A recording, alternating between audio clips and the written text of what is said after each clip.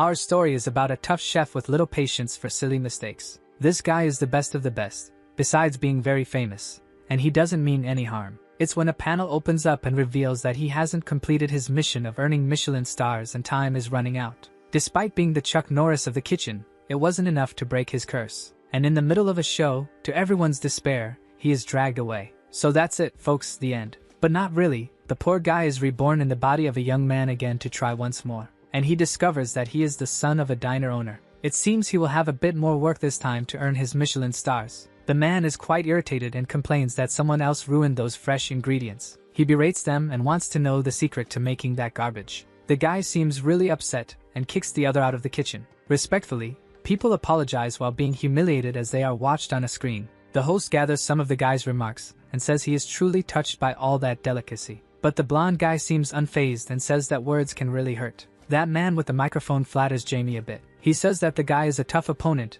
and that for the first time he sees someone so calm. And now he wants to test to see if the guy is really good. The Michelin star is the highest honor for a chef and he has 21. The host then begins to review all the chef's accolades. That guy has already written books, won awards in France, among other things. So he sums it up by saying that the guy is really quite famous. Jamie realizes that he is trying to provoke him with everything he says. He thanks him for the presentation but says that just chef is enough for him. The guy provokes him by saying he doesn't know if he can handle it today, but the man tells him to start. Then he asks the chef to talk about the Michelin stars since the audience doesn't know much about it. Excited, he says he will explain the basics. He says that 1 star is given to a restaurant that has exceptional cuisine. A 2nd star is offered when the restaurant is so good that you change your routine to eat there. There is also the 3-star restaurant that makes the experience very special. The host says that instead, viewers might want a more personal explanation. So the man thinks for a few seconds and decides he will explain in a more straightforward way. A 1-star restaurant can attract many customers and sustain itself without problems.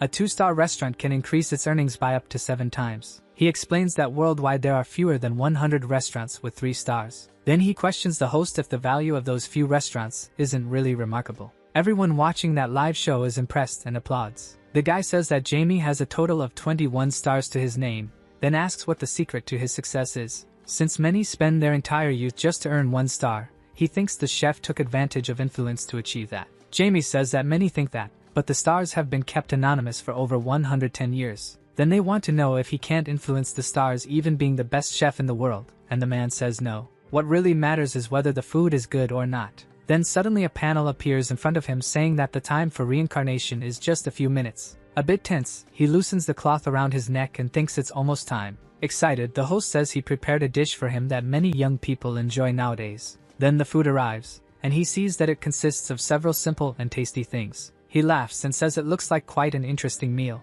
As he enjoys the food, the minutes keep ticking down. Then he tastes it and glances at the panel. Once again, another minute has passed. The host wants to know honestly how it is and asks for his usual critiques. Smiling, he says that one of the dishes there is a bit tough due to how bad it is. Now there are less than 2 minutes left until his reincarnation. He puts his hand on his face and seems to be feeling a bit unwell. Something starts to happen, and he sweats a lot. The host calls his name as his vision blurs a bit. The entire audience is startled by what is happening, and then it ends, showing that time is up and he is being dragged away. It seems he failed the mission to collect 25 stars and time has run out. He looks at the panel feeling a bit unwell, and he seems to dislike what he sees, cursing the situation. Then he appears to lose his strength, and collapses like a sack of potatoes on the floor of that stage. The host panics, asking him to open his eyes, and just before losing consciousness, he hears people calling for an ambulance. The guy thinks he can't believe it ended this way again, and that next time it won't end like this. The terminal shows that it is synchronizing and a new mission will begin. It seems someone in front of the terminal is waking up. He puts his hand on his head and says that no matter how many times he goes through this, it always hurts. It seems the mission has a very simple rule, and if the mission fails, you reincarnate as an unknown person of another nationality. But each time he reincarnates, the number of Michelin stars he needs will increase. It seems that now in his 6th life, he needs to achieve 30 stars. In his 2nd and 3rd lives, he suffered from depression. However, after that, he only thought about ways to maximize his efficiency. Our hero still doesn't know what will happen when he succeeds, but he knows one thing: he needs to escape this cycle of reincarnations. He seems a bit upset because he almost succeeded this time. If he adds up all the lives he has lived, it comes to about 100 years, and he thinks he can get stars easily with his experience. So in this life, he can't miss any opportunities because he's already had enough. More than that, he thinks it's about time to show up as he sees the terminal appear. He watches it while thinking he needs to check his new profile. Giving it a little tweak there, he hopes to start with something good. Then he makes his choice. A woman says she is busy and asks if she can help with the ice cream. This seems to catch our hero off guard. He awkwardly smiles in agreement, while the woman hurries him. Then Banyu tells his mother that he is leaving. He is the son of the owner of a snack bar in front of the school. And looking at the terminal, he realizes he is 26 years old and unemployed. He feels a bit uncomfortable while fiddling with the sausages. This is Banyu Hyan, and he has reincarnated as the son of the owner of a small snack bar in Korea. Since it is in front of the school, sales are going well, but one thing is certain. He has a very small chance of earning Michelin stars in this environment. Previously, he was the son of a wealthy British family who was excited about his desire to become a famous chef. In his past life, he easily found a direction, but this time it seems he will have a rather rough start. Something catches his attention nearby. An elderly man greets his mother. He asks if she has considered reducing the menu. The man says that running a business can be really stressful and that everything on that menu is difficult. That man is named Baekwon Jang. He has a TV show about street food and is quite famous. The man said he would throw everything away and start over to give that business a boost, and if it doesn't work out, he will join her in management. There are a series of advantages and disadvantages to using the snack bar on the TV show, and the good thing is that it can attract more customers and money. And money is a necessary tool to earn the stars more quickly. The man wants to know if her son will try or not. He feels a bit embarrassed and thinks about the owner of this body, a university student who is exhausting his mother by working hard to earn money. Actually, he is a guy without a job who just stays home eating. He doesn't know how people would react, and some people on the other side of the screen are quite irritated that he isn't lifting a finger. Our hero thinks he can't slack off and that for the sake of the stars, he needs to do everything right. The man tells him that he has given him a week to decide and that he can't appear on television just eating and playing. His mother gets a bit tense while calling his name, but Baekwon tells her to stop protecting him, then asks if he has made his decision. Our hero thinks that of course he will need to act a bit because he needs to touch the hearts of a nation. In a cute way, he says he will do his best. The man gets excited that he has decided this,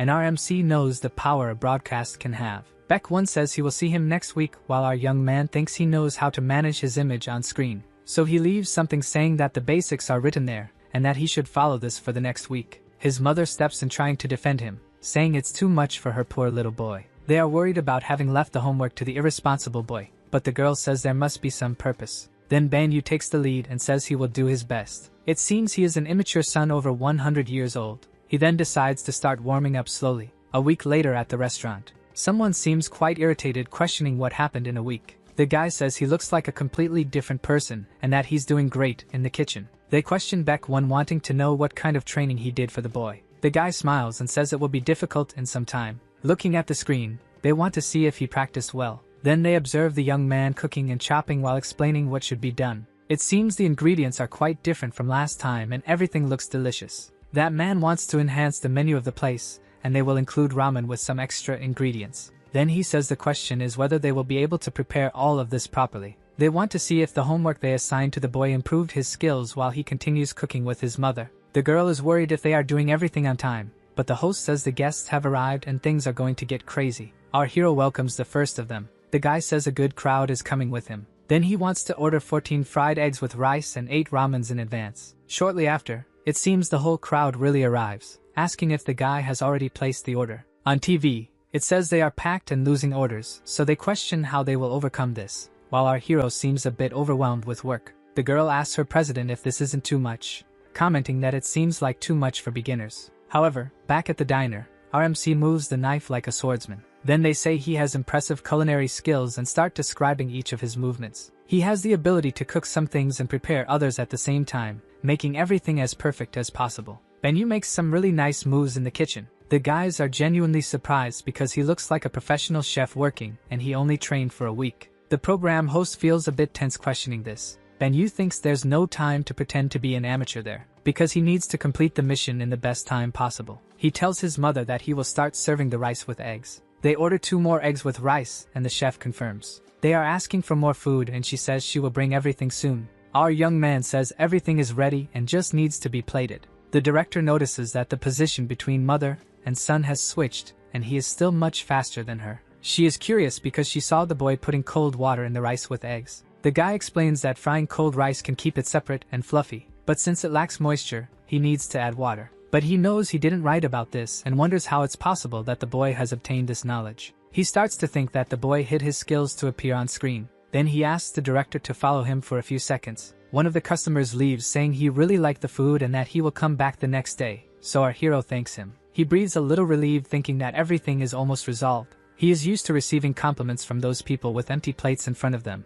and this is due to having 100 years of practice. But this might seem a bit impossible for a beginner. His mother seems a bit impressed by this, and he has gone through numerous embarrassments because of it. He has always tried to do his best to maintain control and balance in his reactions. Smiling, Banyu never thought it would be so easy to cook, and if he had known, he could have started earlier. He feels shy and says he practiced a lot last night. He knows that 20 years is a short period and he cannot limit his abilities, and his mother thinks he is wonderful. Then suddenly someone asks if he practiced all night, and that happened. Surprised, the guy says he thought it was a presentation, but now that he is there, he can't believe they are having this conversation. Our hero's mother is happy and welcomes him. He asks the lady if her son is a culinary genius, but she says she doesn't know and that she is happy with his work. Beck 1 keeps analyzing our hero, thinking he looks very much like a professional. Finally, he sits down and asks Banyu to make him some fried rice and eggs as well, and our young man gets excited about the idea. Then, shortly after, that food is ready. He observes it with curiosity for a bit.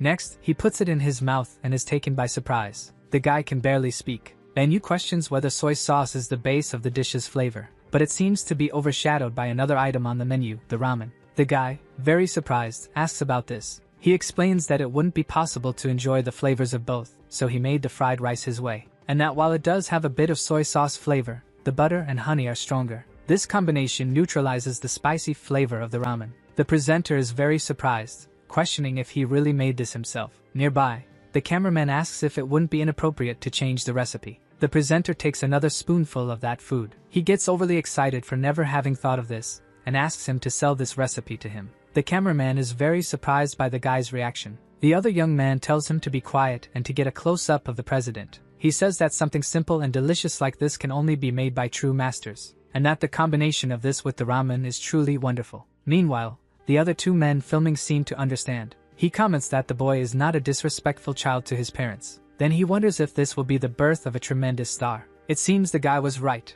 and they start to see the young man as a star making a big success. The TV program began to spread more and more, and several articles and video clips appeared, which made his snack bar crowded. Excited while cooking, he announces that more dishes are ready. This happened in the 5th week after he reincarnated in this body, and it seems the snack bar remains crowded. All of this is great for making money, but at the terminal, it shows that he doesn't have any Michelin stars yet, so this won't directly help him in his purpose. He realizes he needs to elevate his chef status to go beyond the neighborhood. He needs a good reputation to open a restaurant. Another person enters the snack bar. Our young man welcomes the guy, but he is a bit surprised by something. That is Lee Chan-sung, the director of the Gilmok restaurant. He says he was passing by and decided to stop for a meal. Our young man sees an opportunity there. So excited, he asks him to take a seat. Night falls in that city. Someone asks if Sunbae is taking a break. Lee Chan says that this is an infamous fried rice, and that he is bringing it to regain energy since the guy doesn't stop working. He thanks him,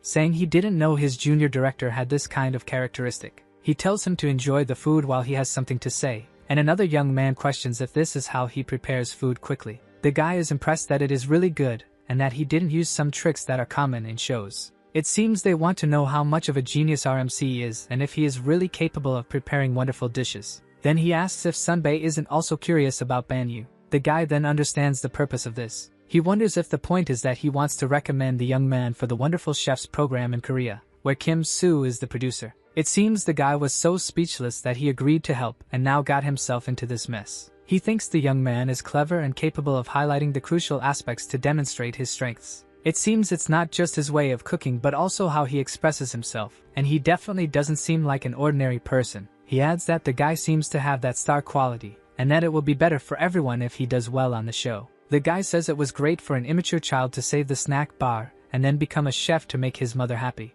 Banyu is gaining a lot of success on social media, and it would be good to take advantage of this explosion. Kim Soo comments that he wants to take advantage of this because it is an era where everyone is forgotten very quickly. The young man asks if that's why it's difficult to invite him to the shows, and the other one says yes. Suddenly he notices something and you ask if that's why Kim Soo is worried, For the Wonderful Bosses program in Korea, the brutal culinary challenges are selected in 2 ways. Out of 9,000 candidates, only 100 are selected after a rigorous examination. Typically, these are 100 highly awarded individuals or those with special experience. This experience refers to those who possess secret techniques or those passed down through generations. And it seems a bit unfair to put that kid on the same level, just because he appeared in the media once. But director Lee Chan knows this and wonders what option is left considering the preliminaries have already ended. The young man says it would be by winning a culinary challenge. He then asks the young man to leave the ticket for Banyu, assuring that he will be a star, and the producer wants help with that. But he knows that winning a culinary challenge is not easy, so he needs to prepare some advantage. In the diner, someone questions if they saw the envelope. It seems the guy sent an envelope with a lot of information about the previous challenge winners. He explains that it is a city-level challenge, so it won't be a problem to select him if he wins, and this time they will take the 2 best. He tells him not to be disappointed if he fails and that it's important to challenge himself. He thanks him kindly, thinking that the young man believes he will fail. Then he says goodbye, stating that he is busy with the competition so they can meet later. That competition consists of 2 rounds. The first round focuses on making special dishes, while in the second, the ingredients are provided by the organizers. It seems that high quality doesn't need to be shown in the first round, and without showing the basics, he will already attract attention. He thinks about making a family-friendly and easy dish. He remembers when he made shepherd's pie, which he made for a show and is a perfect meal for the occasion. His mother says it's her day off and asks if he is cooking again. Kindly, he says he needs to train for the culinary competition, but she insists that he should rest a bit. He says he is fine and that she should rest because he will prepare a special dinner for her.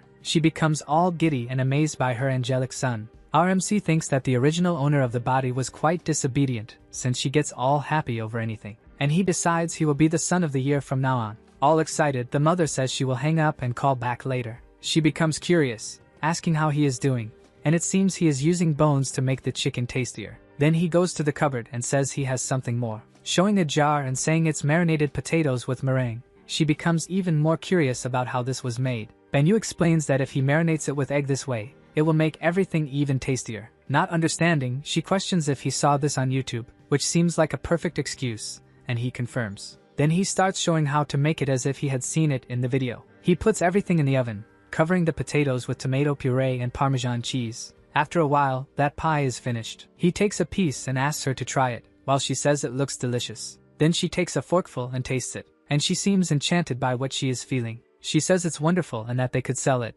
besides thinking he spent a long time watching videos. A bit embarrassed, he says he just got lucky. She is amazed, thinking her son is a culinary genius. It seems she contacts someone and questions about the ground beef pie that she is not sure about. She talks to someone who says it's not dog food, which is the name of the dish, and our hero thinks that good food is good food. Banyu has thought about this before, as his pie is presented as number 93. He understands that there seems to be a pre-established way for Koreans to praise food. The guy comments that he could sell this for a high price, and the woman says she never expected to taste something like this in a food competition. They are very impressed with the flavor of the food and call more people to taste it. It seems someone wants to eat more, but the man warns that there are still judges who haven't tasted it. Beth, the culinary researcher, is impressed with the flavor of the cheese and the other ingredients in the pie. Jack Kim, who has 2 Michelin stars, questions why he used beef instead of lamb. Our hero explains that he chose beef because he thought it would please more people. It seems he used British techniques to make the potatoes, but when asked if he studied there, he says it was nothing like that. The guy also realizes that he made his own tomato puree. He praises and jokes that he should learn from Banyu. Our hero feels embarrassed, saying that it's too much praise. Then he says he has another question, and our MC notices that he seems quite curious about his recipe. He remembers that he was exactly like him in his second life, and that the guy appears to be a junior who works hard. In the end, the man was not being heard. Someone calls for Jack Kim, and he says he's on his way. They want to know what he thinks of the competitor, and if it doesn't seem like a scam since he was a street cook. Jack Kim says that his level seems professional and that even though he calls him a genius, it seems like there's something different about his skills. Excited, the woman asks if the dynamics of the competition will change, and the guy still doesn't quite believe in the young man. Meanwhile, Jack Kim is puzzled by that smile. It seems he smiles like a child and feels like a grandmother with her grandson. Sometime later at the Seoul Culinary Competition, the man with the microphone presents the Culinary Survival Competition. This is the 14th competition, congratulating everyone who made it this far, which were exactly 31 people. He explains that round 2 is where you can showcase your techniques with the selected ingredients. Then he reveals that the main ingredient is here. Everyone around is horrified by that, and into the microphone, he shouts that it's duck meat. People seem to have gotten a bit tense and make comments like, for example, 2 competitors are specialists in this type of meat. One is Kim Hae-suk, who has sold duck meat for 23 years. The other is the queen of traditional Korean cuisine, Cho Gam-soon, who has appeared on various cooking shows. It seems they are doubting the competition's fairness since there are exactly 2 people who will be selected. But the presenter covers the guy's mouth and tells him not to worry, because the judges will evaluate the dishes based on taste and will not discuss experiences on the show. Excited, he then says for them to start the second round. But the crowd still seems a bit in disbelief that everything isn't rigged. The presenter says that time is limited and they must move, but people are a bit discontent. It's no surprise they feel this way since there are 2 specialists in duck meat in that place. However, he notices that our guy is calm. While he wonders what he should do, nearby, the pots start to stir, and the 2 duck specialist cooks begin to do their work. As expected, everyone is watching how the specialists are working. They intend to try to gather some information to produce their dish. But he knows that it's impossible to have confidence in oneself if one is copying others. So he becomes curious to know how Ben Yu-hyung is doing. While he works, the judges pass by his station. She asks what kind of food he intends to serve, and our MC says he plans to use the duck breast. Chef Kim Song-ho, head of the Blue House in South Korea, says he will have to stand out since many are making this dish. The guy thinks that's true and that they might be disappointed compared to the first round. Kim Song criticizes him, saying he needs to have a sense of challenge and determination, and that doing the same as everyone else won't get him anywhere. He walks away saying that in his time, copying a recipe would result in an automatic disqualification. While the other woman says she's eager to taste this, and our hero says yes, he will show the difference in his techniques. Jack Kim is impressed by how he doesn't let the judge's criticism interfere with his mental state, and he thinks it would be really cool if he can show that difference during the competition. Our MC continues working full of confidence in his dish. Sometime later, that beautiful dish is served.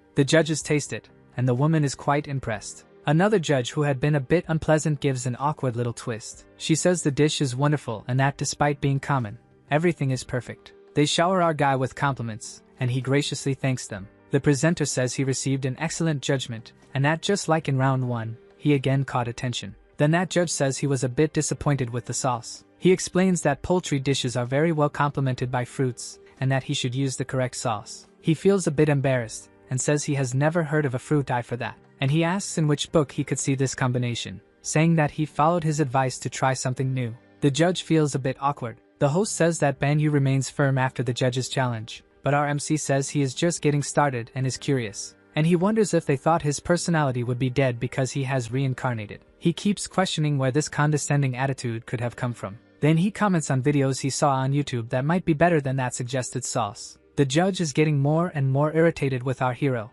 while the female judge seems to be enjoying the situation quite a bit. The other evaluators find it strange that the confident chef can't even respond. Now, the young man will hear a question, which was, how did he make the exquisite food without using fruit in the sauce? He poured duck fat and drizzled the meat with honey and herbs, which included a sauce already infused. He made a subtle choice of vegetables and also used green onions and sesame to give the duck a fresh and strong flavor. Finally, he had a puree to accompany it. While the impressed evaluator completes that it is a new combination without using fruits, the other renowned chef is frustrated. The host mentions that even Chef Jack Kim didn't hold back his words and also praises Ban Yu-hyun's work. That other judge remains quite irritated. A young woman approaches the judges and asks if she can taste that dish too. The host notes that she seems very curious about the flavor and asks if the MC and the judges will allow the tasting. Smiling, the female judge explains that if the young man has no objections, he should feel free to eat. Nodding positively, the young man takes the plate and extends it for the woman to try.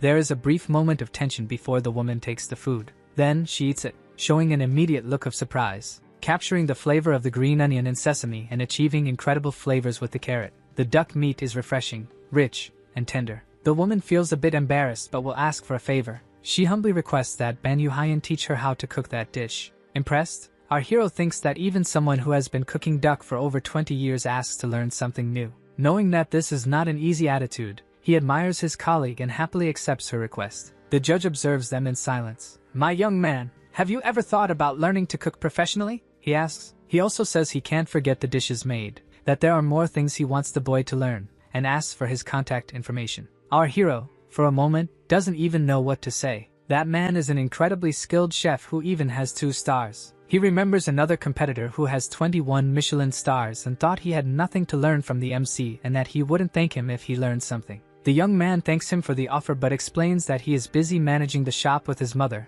and that he will visit the chef later. Jack Kim laughs as he says he didn't expect to be rejected, but he understands that he made an offer out of nowhere. He insists, however, on knowing the recipe for the pie, and Ban Yu Hyen is happy to fulfill that request. At another moment, he thought the conversation had ended. Someone extends a phone with the news. Jack Kim's curiosity about our hero's skills. Another post talked about the MC's refusal to learn from the culinary genius. A boy asked Ban Yu Hyen if he really said all that. "I said something like that," he replies, thinking that the Korean media is more intense than he imagined. The other young man thinks that people like stories that generate debates and shows his phone. There is an article that says, Yoon Jong-hyun, a determined candidate to defeat the protagonist. He takes the device to read the post. There is a person with the nickname Anonymous00, saying that it is normal to lose to a good disciple like Jack Kim's. The young man questions how he dares to be so arrogant. He is quite upset about the situation, and he thinks that even if he does his best, as a beginner, the guy will attract all the attention. Someone thanks Mr. Yoon Jang for participating in the competition. The guy says they will capture his daily life in the kitchen on camera. They expect a lot from him for being Jack Kim's disciple, so he asks if he is confident about the competition. Smiling, the young man says he wants to show his skills because good results await him. Then he is asked about wanting to go to the championship and reminded about Ban Yu. People comment if he won't be intimidated by RMC, but it seems that articles say the guy is very good too. While he waits, something surprising happens, and the tower with the microphone falls to the ground. He apologizes to the people, leaving them somewhat surprised. He can't concentrate well there because there are some insects making a lot of noise. Those guys get a little tense about it. Awkwardly, he says that the new staff members are problematic and tells them to leave so the interview can continue. The young man seems truly at ease, but in reality, he is worried about our hero, thinking that he is already bothering him even before the event starts. Someone asks who is the person they most want to compete against. A young man responds that it is our hero because he wants to know if he is really good or just a story. And a girl says she wants to compete against him because he is quite handsome. An older man says that the boy is a genius, so he wants to win against him. And one after another, they express their desire to compete against our young man. Lee Chan shows these things to him on the screen and says that he is truly a star. He understands that he is getting attention, but he didn't expect this, and all the judges are watching him. He realizes that the young man is really worried and thanks him for his advice. Handing the envelope to them, he says he prepared information about the judges. It seems that all the judges in the competition are renowned chefs from South Korea. This is Kang Yo-han, a renowned chef who has 11 Michelin stars and works in Dubai at a 3-star restaurant. This other one is Choi Hoon, the only chef who received 3 Michelin stars in France. Kim Ae-ran is called the mother of Korean cuisine and loves national recipes. It seems that with the cross-referenced information, seafood is a good option mixed with the idea of fast food. While he is explaining, our hero makes a cute origami, and the young man gets quite irritated by this. He thanks him kindly for the advice but doesn't want him to feel responsible for it,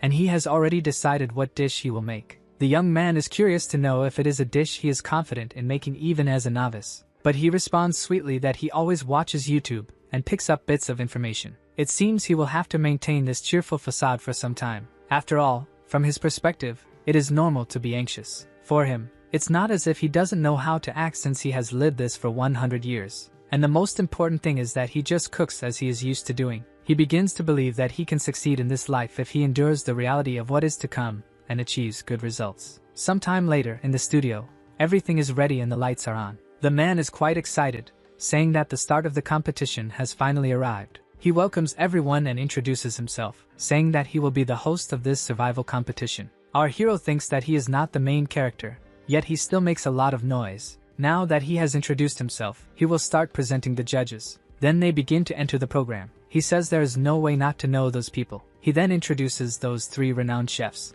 Everyone comments on the chefs, and it seems there is a rumor about Kan Yo deliberately pursuing others. And now that everyone has been introduced, the mission will be explained, and to move on to the next, they need to complete the previous one. It seems that in this round, they can do whatever they want, and he is expecting to see a good variety of seafood. He knows there might be a bit of tension from not knowing what the others will prepare. It seems that the production received each participant's special dish in advance, so they will reveal them on the screen. All the participants are horrified by this. It seems that the screen shows the list of all participants, and there are indeed a lot of seafood dishes along with difficult ones. The young man observes Ban Yu on the screen with the description of his dish, and nearby, a guy watches him. He gives a satisfied little smile. He thinks this is the disciple Jack Kim he saw in the article, and it seems they will cook exactly the same thing. He thinks that the characteristic of the scallop depends on the chef's skills, and that is why he chose this option. He thinks a bit about the situation, and comes to the conclusion that it seems the other young man did not choose for the same reason. Generally, that boy seems to be more confident. The host asks everyone to go to their station and then present their dishes. Director Kim Soo observes closely. The chef's team comments on the fact that both ended up declaring the same dish, and that it was a bit strange. Lee Chan clearly looks a bit tense about this situation, and mentally apologizes for not being able to help with it. Some time later, he is a bit worried about whether he is having problems with production, and if he will lose his job. He lights a cigarette thinking that this could be a disaster, and questions how he could have not been afraid to speak in public. The guy almost gives him a heart attack by saying he can't smoke there because it's near the restaurant. He adds that it seems some people don't follow the rules around there, but the young man feels super embarrassed and apologizes. He takes advantage of the situation and says he will give him a chance to apologize properly. The guy gets a bit tense and wants to know what the idea is, but the young man wants to ask him a favor. Of course, the favor he wants to ask is about our hero. The director remembers that situation where he ended up talking too much about our young man's dish. Someone questions why Ban Yu has such a bright expression on his face. It seems like he is enjoying something, and his expression is indeed one of satisfaction. The director thinks that even though he seems quite confident, he is exaggerating a little by making the same dish as the main candidate. Our MC continues cooking, very excited. He has never seen a competitor challenge himself like this before. He wonders if he realizes who he is competing against in terms of experience, but finds it very pleasant that a junior wants to compete like this. Sometime later, those works of art are ready. The presenter introduces both dishes and says it will be a great competition between Ban Yu and Yun Jiang. It seems the judges are tasting Yun Jiang's dish first. One of them seems to have really enjoyed what he tasted. They comment that it feels like they are in a wonderful restaurant, and that the flavor is truly great, while the young man thanks them. Then the presenter adds that it is very rare to see so many compliments coming from the judges panel. Now it's the next competitor's turn, Ban Yu, and he asks if he is nervous about making the same dish. But he says no and that it's not a problem since each one is showcasing their unique dish. The presenter thinks he is quite confident. Yun Jiang thinks he is a bit arrogant for being so confident against the head of a restaurant. Now it's the judges' turn to taste our MC's dish. They put that food in their mouths, and in the next moment, they seem to have been hit by something. Passing the fork over the plate, one of them comments on something. They start talking and whispering about the dish. Another guy is satisfied because he thinks the judges are shocked that the dish is terrible. One of the judges is really shocked by this, and he says it is the most perfect flavor he has ever tasted in his life. His opponent becomes tense and surprised by this statement. Then one of them questions what he used, asking if it was watercress. He confirms, saying yes, and that he made a watercress butter sauce on top. He explains the whole process he went through to make it incredible. He adds, to everyone's surprise, that the puree is not made from broccoli but from cauliflower and peas because he wanted a unique flavor. The judge says that this combination was indeed a surprise and that he didn't know it would pair so well with the rest of the dish. Then the presenter offers the apron as a symbol of success since it was the highest rated dish in the competition. Humbly, our hero thanks, and his opponent is stunned by what he is seeing. Kim Ae talks about Yun Jiang, saying he was also wonderful. Our hero goes to a table and says he will take it to him, and he hands him an apron, clearly in a provocative manner. Then he adds that it is a promise for them to have fun together in round 2. While the guy gets quite irritated, he says he is looking forward to his cooperation. An excited judge says that this talent can only be described as genius. Baek-won says that the kid is really amazing on the show, and that he believes he is already better than himself. His mother appears crying on the show, saying she is very grateful to her son. He gets excited, saying there are many articles and clips, but she feels a bit embarrassed for crying. She becomes super shy and gives him a playful slap for saying she looks as beautiful as a 20-year-old girl. Then she stands there amazed by this while our hero is overwhelmed. She says she knows he cooks better but asks if he wants her to prepare a snack since the recordings will be long. And trying to hold on to life, he says that sounds great and accepts the snack. She worries if it's okay for him to record with Yun Jiang since it seems the guy doesn't like him. But he tries to appear unconcerned and says they are just cooking. He says that now they are all adults, so there's no reason for them to like each other, then turns around and says he's going to the recording. But he's worried, thinking about what he can do if the guy hates him, and that if he cooks for 100 years, he might become as good as him. Besides, if he's so jealous of his skills, he should own it and live his life for himself. Sometime later, Kim Hae seems amazed by something. The woman is very happy that he shared his duck recipe. She calls him a teacher and says he's a genius, mentioning that only those who made dishes with scallops were not eliminated. He feels a bit awkward and thinks that the atmosphere there is a bit heavy. He adds that now everyone wants to avoid using the same ingredients as him, and he laughs a little awkwardly. Someone comments that the woman is right. Then the host says that the recording is starting, and our guy wonders why he always appears with several rose petals. He congratulates Benyu on his achievements, and says he has the privilege of choosing the mission for the second round. He then takes a list with several options and questions whether the second round is about basic things. He thinks for a while holding it. It seems that his body is only capable of doing basic tests, and not one of much endurance. And heavy things still tend to be difficult for this body. Excited, he says he has decided on this. Then he states that his choice will be. Sometime later, Kim Soo is skillfully chopping an onion. The judge says that the woman's skills are magnificent, but she feels a bit tense as she mentions that it's been a long time since she chopped onions. Suddenly, something catches the judge's attention, and that man is chopping the onion like a samurai. They notice that the competitor Choi Kyung is chopping so well that the onions are flying through the air. Our MC seems curious about the situation, and he notes that the guy is chopping without even looking at the onions. The host says that he doesn't see well up close, yet he shows his incredible knife skills. Then he asks what he can see, and the competitor says he only sees simple shapes. When asked, he says he can cook by following his feelings. One of the judges claps and says he passed, and it's amazing that he can chop the onion without even seeing it. He gets excited, questioning if he really made it. Then the judge gently says that he has already shown enough and can go up the stairs, congratulating him.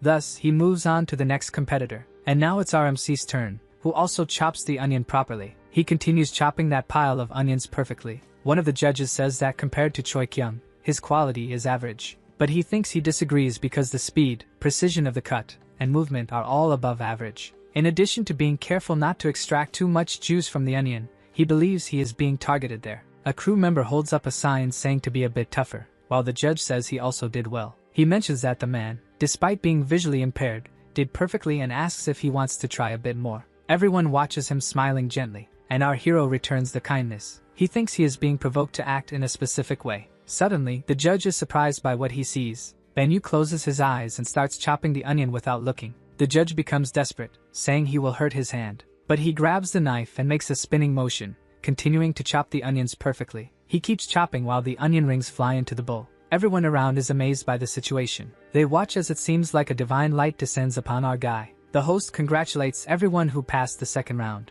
The next round will be a team battle, with 2 teams of 4, where the whole team either passes or fails. Everyone seems a bit unsettled by something. Then he asks why they are all so calm since it's about to start, and tells them to hurry up. Everyone seems somewhat incredulous and confused, as it seems that the victors of this competition are already defined. Even the director is surprised by this, as it was a rookie who cooked for a few months and has already surpassed experienced chefs, and he wonders how things will be from now on. Since our MC moved on to the next phase with more points, he earned the honor of choosing his team first. He smiles kindly and asks them to wait a minute. Then he observes some cooks on one side, and the others, somewhat tense, on the other side. He becomes a bit thoughtful about whom to choose. Regarding that guy over there, he thinks he has a sense that could be useful. The host says he needs to choose quickly because if time runs out, he will move on to the next. Then, pointing gently, he says that those will be his team, indicating Ms. Kim Hae as the first member. Next, he chooses Choi Kyung, who is the guy with vision problems, and he builds a little suspense about who will be next, but ultimately selects Yoon Jang as a member of his team. He himself seems to not understand anything.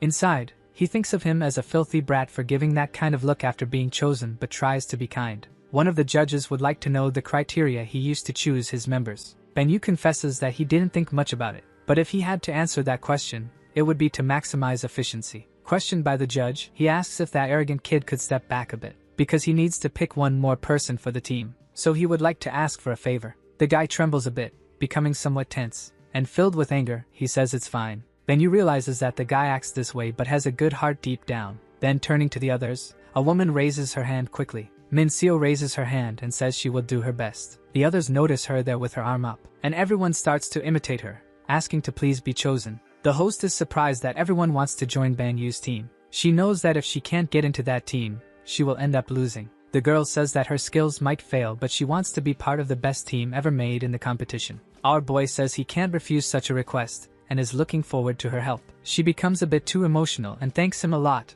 After all, he saved her life. The host says that now that he has picked his whole team, he will present the rules. Everyone must get involved in the production, and they must produce a total of 3 dishes. And now it's time to reveal the ingredients. Our MC waits curiously. Building a bit of suspense, the host reveals the ingredient. And it's just a bag of flour. They start debating what they would make, and our hero thinks he prefers a dough. Min Xian asks the leader what they will do since everyone has different opinions. So, as a good leader, he chooses the 3 dishes and asks if that's okay this way. But it seems that the guy with the messed up eye looks a bit disappointed. She becomes desperate because he said that so calmly, as everything she suggested was street food. Yoonjan wants to know if he has any special reason for that. But our MC responds that instead of wasting time on that, he decided something based on the team's ideas. The girl becomes desperate because it seemed like he hadn't even thought about it. Benyu says it would be a bit complicated to change a team member now, and the girl panics, saying she will do it. Then the rest of the team says that this is what the leader decided. It's decided, and they need to believe in him. The girl finally gives in but notices that all the others seem to be making fancy dishes, and she wonders if Korean street food can really win against the others. Then she approaches and makes a decision, while our hero tells them to do it with energy. Like in a song, the kitchen needs someone to coordinate all the movement. In his previous life, his temperament was quite explosive doing this. But there, as a novice chef, he is kind. He asks Choi Kyung to be careful with that rice, giving some instructions to the man. He also approaches Yoonjan, giving him some instructions. Then he starts to explain the space he should create to achieve more flavor and a better texture, in addition to explaining how to neutralize the strong flavor of one of the ingredients. Now he will pass some instructions to Hae-suk, asking her to prepare the necessary ingredients for the sauce. She feels a bit insecure and questions if he really thinks she can do this. But he reassures her, saying he will taste it and that she is great, making her happy and thankful to have him as a teacher. Then someone calls for the team leader. She is stirring things on the fire, asking if everything is okay, but it seems a bit strange. He is shocked by that and internally wonders if she is making dog food. But that would be how Jamie would speak. He continues to be a novice with no Michelin stars and needs to be wise. So he approaches her, saying it seems like she's not doing well, asking if he can show her how to do it. He takes that thing and starts to gently demonstrate. He shows the tricks to peel that food. Then with the giant shrimp, he also teaches her how to clean it thoroughly. He explains that the dough should be made with cold water, as this will give the food a crunchiness. Then he asks her to try, and the girl feels tense yet excited, thinking he is truly a genius. Our hero is quite satisfied as everything is going well with the team, and now he needs to focus on the flavor of everything. Strategically, he thinks that since he is in a program like this, he should use his charisma to the fullest. He then becomes a rather dramatic protagonist. He claps his hands, saying everyone is doing well but that they need to speed up a little, and the team responds in a friendly manner. The judges comment that this team is really ahead of the others and are surprised that he is just the son of a snack bar owner. They can't believe he could have this level of skills and experience. The host exclaims that the judges are very interested in Banyu. But suddenly he says that the atmosphere of his team doesn't seem completely positive. He returns that the alcohol from the mirin hasn't fully evaporated and that it will need to be strained to remove impurities, asking her to do it again. He now tells Hae-suk that it seems she used too much ketchup in her dish and also didn't use shrimp powder. He also gives some instructions on how to fry those things, and Ms. Min Seo responds with incredible determination. The host says that skills outweigh experience, and the chefs are accepting orders from another beginner. He adds that what they say is that they can cook however they want, but if the taste is bad, they're in trouble. He says that with time, they can improve the flavor and that they are ahead of the others, so they should trust him a little more. Then they continue cooking, following each step of the dishes while the leader motivates them appropriately. After a while, someone rings a bell. Then he raises his hand, saying that his team's dishes are ready. The judges are quite impressed with these results. He observes from above those dishes that look wonderful. One of them starts to taste the dish, and seems to think it's one of the most delicious dishes he has ever tried, not even remembering what his mother used to make for him. He says that the flavor is truly powerful and he didn't expect such a result in the competition. He mentions that it doesn't seem like an individual dish but rather a journey through textures and flavors, praising the girl's frying skills, and that everything was perfect. Plus the team had great synergy, so they passed this challenge. She hugs our hero, happy that the judge liked her frying, and the other woman says she knows they won't win because they have a great leader. The man with the bad eye says it's a great moment. The arrogant guy says he doesn't feel that way, but winning is winning. Min Seon says she will take it as a sign of great gratitude, even though he is a stubborn mule. After the judge's evaluation, all 4 teams are approved and can taste the other dishes if they want. They are impressed to see the dishes from the other teams. Sweet Min Seon seems to be really enjoying that tortilla, and they talk about the good flavor choices. She asks if he doesn't want to try it, but he says he's already full, so she can go ahead. She can tell just by the level of cooking that it must be terrible, but she will keep her thoughts to herself. Then suddenly, The host dramatically raises his arm and tells everyone to stop. He also says for everyone to stop what they are doing right now. And shouting into the microphone, he announces that the next round will begin. He says the next mission will be to imitate the dish from the other team. And since they are already in front of that counter, they can take those ready dishes. Unless the exciting team showdown is about to start again. There is the dish from our favorite team. Some people approach and taste it, becoming a bit worried. The host shows that no one is around Banyu's team table, which received an epic evaluation. Judge Ae Ran scolds everyone, saying they won't get anywhere without confidence. She says the challenge is important even if your opponent has incredible skills. Min Seon thinks it's alright since she is on the winning team, but if she were on another, she would be in trouble. That team says they will try to make Banyu's recipe, and the judge is happy that they have that spirit of challenge. She is quite happy not to be herself and seems to be working at home under her mother's pressure. The host asks if everyone has made their decision. Then, excitedly, he raises his arm and says there's one more rule. They can remove one person from the opposing team, and that person will be classified but will not be able to cook. Min Seon now becomes desperate about this, thinking it's like receiving homework from her mother. The other team's members seem to have become a bit excited now. They decide to exclude Banyu from that round, leaving our guy a bit surprised. The girl becomes very tense upon realizing that he was the one excluded from the team. She looks to the side with her cute little eyes, thinking that if it's like this, it doesn't matter since they have Yoonjang, who was originally the candidate to win the championship. So before leaving, he wants to say something. They don't need to invent anything, just improve the basic quality. Worried about his team's performance, he starts talking about the ingredients and how they should proceed. However, at that moment, Yoonjang thanks him, interrupting. Then he says that now is their time to shine. He is surprised by this, and the guy seems surprised too. So what's left is to thank him, and say they will wait for him in the next round. The girl thinks he is very proud because when someone gives you a tip, you should accept it. Now that some have been excluded, the competition must continue. Banyu watches from afar, hands tied. He knows that everyone wants the spotlight to be able to stand out, and he is not the only candidate for the championship. Suddenly, someone calls for our hero. Kim Soo approaches, saying it's a pleasure to meet him. He comments that he has a lot of screen time and that depending on some factors, he could become famous. Our hero is surprised by this. He says that fame can be very good but can also be exhausting, so he should prepare well. He shares that he has been in this industry for 10 years and has a good intuition about the programs,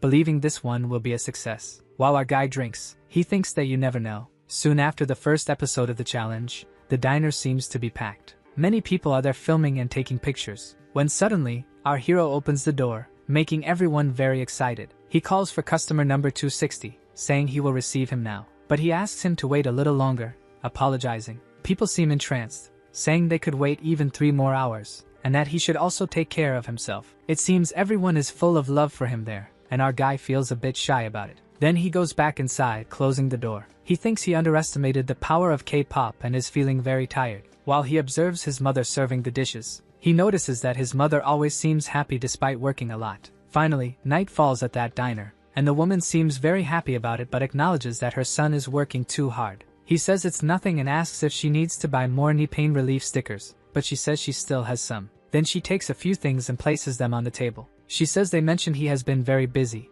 so they left some business cards for him. It seems they are from some famous companies interested in our hero. She is curious about a dish they are discussing that is not served there, but he says it was from the TV episode. Of course, he is happy to be coveted, but what he needs are Michelin stars. He doesn't have time to be a businessman, so he asks if she is short on cash. But the woman seems happy and says that for her, it is enough. This also leaves our hero quite satisfied. He comments that he is relieved about this, throwing the cards in the trash. He adds that this is not what he wants, explaining that if they rise higher, they should not fight. It hasn't been long since the episode aired, but it is already a huge success. Our MC receives several proposals from important companies. In his past life, he had experienced something like this, and at that moment, he remembers another life where he had problems. To get the stars he needs, he has to focus well, and if he takes too long, he may not have chances. A few days later, at that diner, his mother was cleaning the tables, until something catches her attention. Some people enter, and she says the kitchen is closed, so they feel a bit embarrassed. The guy, feeling awkward, is looking for Banyu.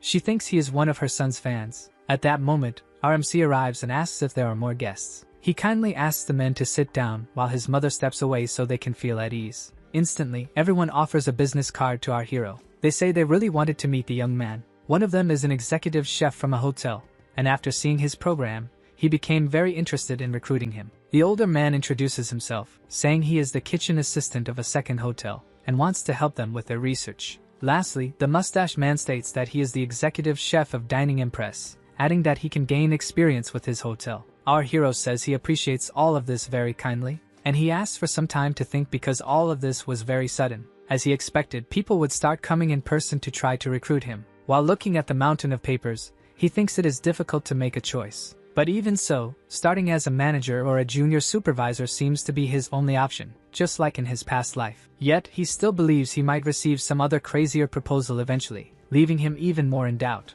Sometime later, back to the competition. He meets with his competition team. He is very happy that everyone has passed. She says it was because of his influence. She adds that today they are expecting a lot for the recordings to begin. It seems that the filming set is very busy, so our MC questions if there is something different today, when suddenly the lighting of the place is turned on. That presenter appears, welcoming everyone to the semi-finals of the program. And that is the moment for the new team mission, which is the mass evaluation. Thus they invited the best evaluators. The program participants are a bit shocked by what is coming. A red-haired man named Lucian Malik appears. Our hero is a bit surprised too. He did not expect to see that man there, and before reincarnating, he was known as the masked demon with 14 stars. Our hero realizes that there is no need to choose an opportunity from business cards, so he decides to take this round very seriously. The presenter says that he has not received 3 stars in any restaurant yet, and that is the reason he went to Korea. The translator then passes the information to the man. He looks at the presenter, assessing the situation. He says that although it is a sensitive point, it was actually an assistant who invited him to be a judge. In addition, he heard that there are many talents at that moment, and he might find a friend to help him achieve 3 stars. He questions if this is serious, and adds that it seems like this could really become a reality. Our MC thinks that he has become a TV personality, and is charming as people react to his comments. He believes that if he does everything right, this might not just be a random comment. There are 2 successful competitors and 45 masters of mass, and it seems that those numbers really catch attention. The presenter says that the 4 teams will be determined randomly. Each team must choose their dishes but must share. And now it is time for him to announce the teams. The first will consist of our MC, along with Hae Suk and also the cute Min Seo. The second team will consist of Yoon Jang, along with Choi Kyung and Choi Hyun. Then he presents the members of the third team and also the fourth team afterward. The girl is very excited to be on the Geniuses team again. And since Yoon Jang had the best performance in the previous round, he can choose the specialty of the menu first. So he says that their team chooses pasta with seafood. The presenter says that now it is time for the other teams to choose the menu they prefer. Min Seon, excited, asks the team leader what they will do. It seems that he then chooses something simpler, spaghetti aglio e olio, leaving the girl a bit tense. Smiling kindly, he says they will compete using the most basic of dishes. The aglio e olio dish will showcase the true skills of the competitor. It seems this could be a disadvantage for them in a game of this type. The concern is to make a dish like this in front of the best pasta chefs in the world, and to have their reputations destroyed in front of them. The girl observes RMC, worried. She asks if she should trust that praised chef again. She realizes he chose a basic dish again, and wishes him luck in this round. RMC kindly wishes her luck as well and asks if they should start. Then a loud man makes a dramatic presentation and says that the semifinals are starting. Our hero tells everyone to take their respective positions. He asks Hae Suk to prepare the appetizer salad, and the woman gets ready. So he says that Min Seo would take care of the restaurant, and she agrees. But there's one more thing. He asks her to be careful. He explains that it's very likely they will think of pasta with different cooking styles and other details, so she needs to be cautious about mistakes. Not making mistakes would be an advantage for them. The girl is already trembling but agrees. Our hero seems to notice her concern. He then places his hand on her shoulder, calling her name. He tells her that she is a girl with unique talents, so she should be confident and also show her fighting spirit. Suddenly, she becomes super motivated and says she will do it. And you think she is a girl who focuses more when encouraged, even though she looks quite flustered with her overly red face. He is a bit pensive, wondering what kind of food Lucian Malik would order. But thanks to his experiences from past lives, he believes he can anticipate this. All excited, Min says the dish is garlic and oil pasta with salad and then asks how he wants it served. People start making their orders, and the girl begins to take notes. The evaluators then place orders with a lot of detailed requests, and she notes everything down. Then she realizes it was exactly as the leader had said. They are doing this intentionally. As she was about to leave, it seems one of them would like to make a special request for that. He wants his pasta to be only 65% cooked. Lucian Malik adds that he would like all the pasta to be cooked this way. The young man says that's what he said. The girl becomes a bit tense, and asks if he really wants it 65% cooked. She wonders if they wouldn't all have the same flavor. Worried, she says it won't be easy and that they ordered the pasta in various different ways besides that 65% story. Smiling, he explains that he just needs to adjust the boiling level after the pasta is al dente. He tells her not to throw away the water because it should always be reused, as it will leave the pasta with more starch. Minseo asks if it's because of the oil, and the young man says yes, that it's the starch that allows the garlic to stick to the pasta. After that part, it's simple. Just add olive oil and fry with the peppers and garlic. He asks for the garlic to be sliced and not crushed, as this will add more flavor to the dish. But she still doesn't understand about the pasta cooked to 65%, thinking it might be a bit undercooked. They say it seems the request is to cook it only to 55%. It looks like it's turning out quite beautiful. She says the smell is wonderful and that the smell of cheese is the best. Our hero asks her to prepare the dishes. Then she comes carrying a bunch of plates,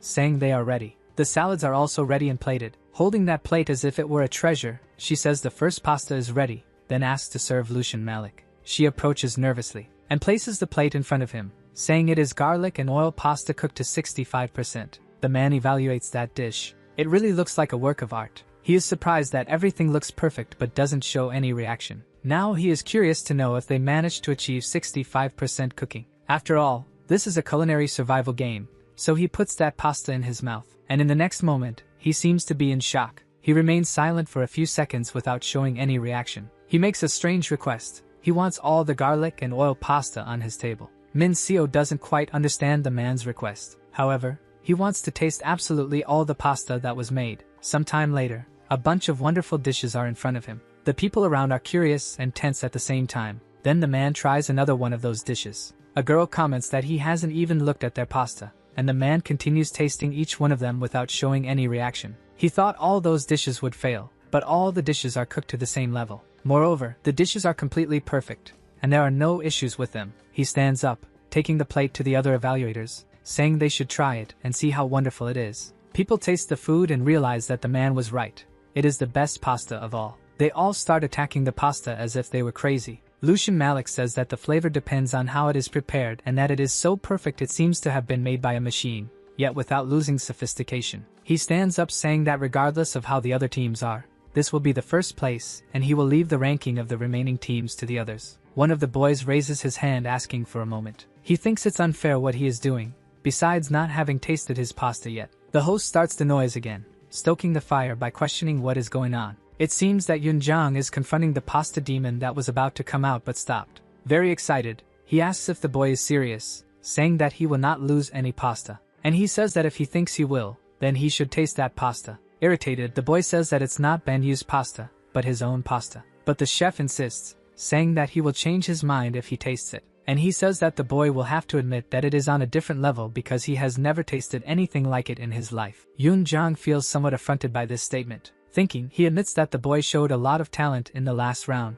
but he doesn't want to lose the opportunity to cook with Lucian Malik just because of that guy. Moreover, that is not going to happen, so he should taste that food. And in the next moment, he seems to be in shock. He appears to be floating, unable to believe what he has tasted. That thing is so delicious that it feels like it's dancing in his mouth. The oil and the herbs make the umami spread throughout his mouth, and it makes him happy every time he chews. Devastated, he cannot believe that the son of a diner waitress can create something so wonderful. He wonders how this is possible. Someone says that the person who can answer the questions has apparently arrived, and our hero is coming back into the kitchen. Someone comments that he shocked the judges and that Yunjang is arriving. Lucian Malik says that it seems he is the chef who made that pasta. Then he questions how he learned to cook something so grand. He concludes by asking if the young man would like to work with him. The presenter is in a frenzy, saying that after just cooking one pasta, he received a job offer from the man himself, and that suddenly the son of a diner owner was noticed by a world-class chef, and that is incredible. He is getting a bit tired of so many exaggerated compliments about everything that happens on the show.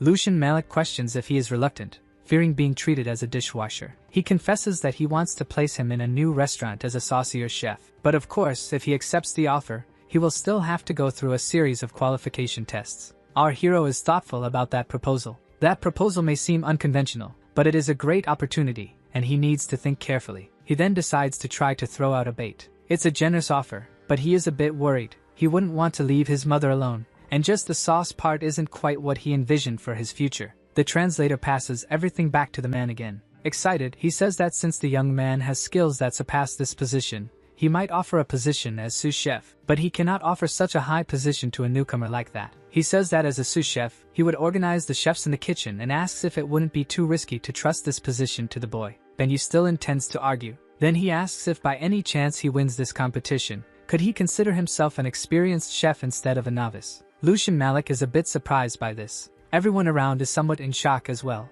The presenter is again overly excited. Yoon Jong seems a bit envious of him. Then the renowned chef says that he is right. Smiling, he says that he is no longer a novice, and our hero gives him a gentle smile. That boy looks incredulous as our hero negotiates with the famous chef. And finally, Yoon Jong, who was so confident, admits his defeat after witnessing that. Some time passes in that place. Our MC is on stage with a beautiful trophy. He displays it while everyone takes pictures. Despite being disappointed, he congratulated the boy on his victory, and Banyu returned the kindness by going up to him. That was a memorable moment for our hero when he was recognized by his first rival. Someone asks if there is any memorable moment with him, and Kim Hae says she feels like she has improved a lot because of the boy. She didn't expect diner food to be so wonderful and thinks about opening one now. As for Chef Choi Kyung, he said that the old team leader was the best and very charismatic. And he confesses that he was impressed to see his knife skills, motivating him to train as well. He says that just like the team leader, there are really high-level chefs around the world. Finally, Min Seo is also interviewed.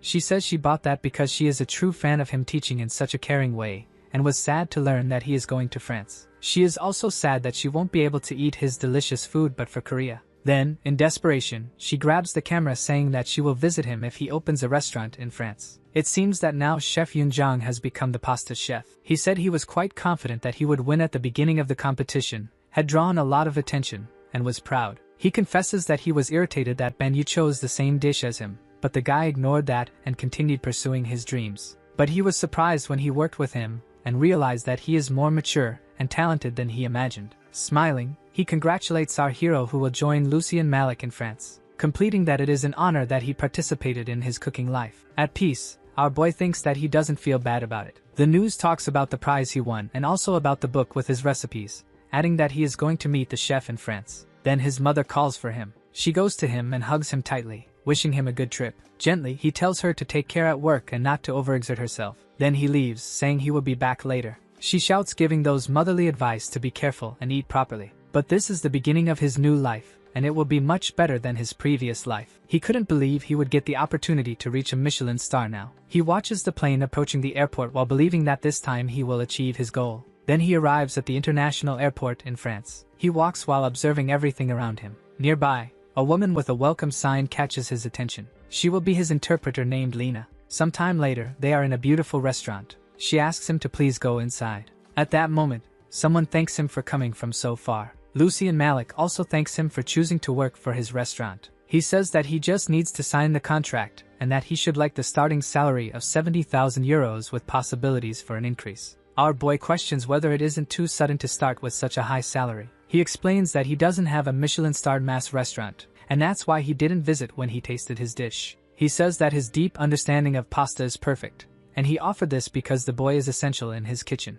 That is why he would like our boy to be the sous chef of his restaurant. Lena shows the contract saying that it is the same one that was sent by email. Banyu notices that they hired an interpreter, and everything is in Korean, so he thinks his life there will be good. Lucien Malik then says that there is another chef he would like to introduce. A man appears in the room and he tells them to greet each other. He introduces him as Luke and says that he has worked with him as a sous chef in addition to having his own restaurant. Our boy stands up and greets him, introducing himself, but the guy seems a bit reluctant. Finally, he shakes his hand saying that he is looking forward to working with him, but it seems that the guy squeezes a little too hard. Smiling, he says that his name is Luke, and he kindly says that he hopes they get along well. Banyu, you wonder what is wrong with this guy, if he is acting childishly or what. Lucien Malik says that he should rest today and can take a look at the restaurant and meet the rest of the team tomorrow, adding that his colleague Luke is there in case he needs anything. But our boy seems a bit suspicious of him. The girl says that now he is free to do whatever he wants, and if he needs to get to know the restaurant, she can help. While they talk, Luke is on the phone with someone saying that for a genius, the boy seems quite normal. He says that K-pop is very popular these days. He must have been chosen for his cute face. He walks away talking a lot of nonsense on the phone, belittling our hero and the Koreans. The girl feels quite embarrassed by this. She asks if he would like to go to the restaurant, but our boy says that it's alright. Benyu explains that he can take care of himself because he knows the city a bit, so she shouldn't worry. She is very surprised that he can speak French, and he says he knows a little. She becomes tense upon realizing that he understood what Luke said and questions his French, which sounds native. He becomes a bit thoughtful about how to respond to that. He says he learned on YouTube, and it seems he is going to become the ambassador of YouTube. Sometime later, he is having tea next to the Eiffel Tower. Our hero knows that guy passed by him as if he were just a stone, feeling quite important. In one of his past lives he was French and cannot just pretend he didn't hear what he heard. He thinks the guy will try to set him up. He believes it would be a waste of time to have a childish fight with a guy, so he will just get rid of it.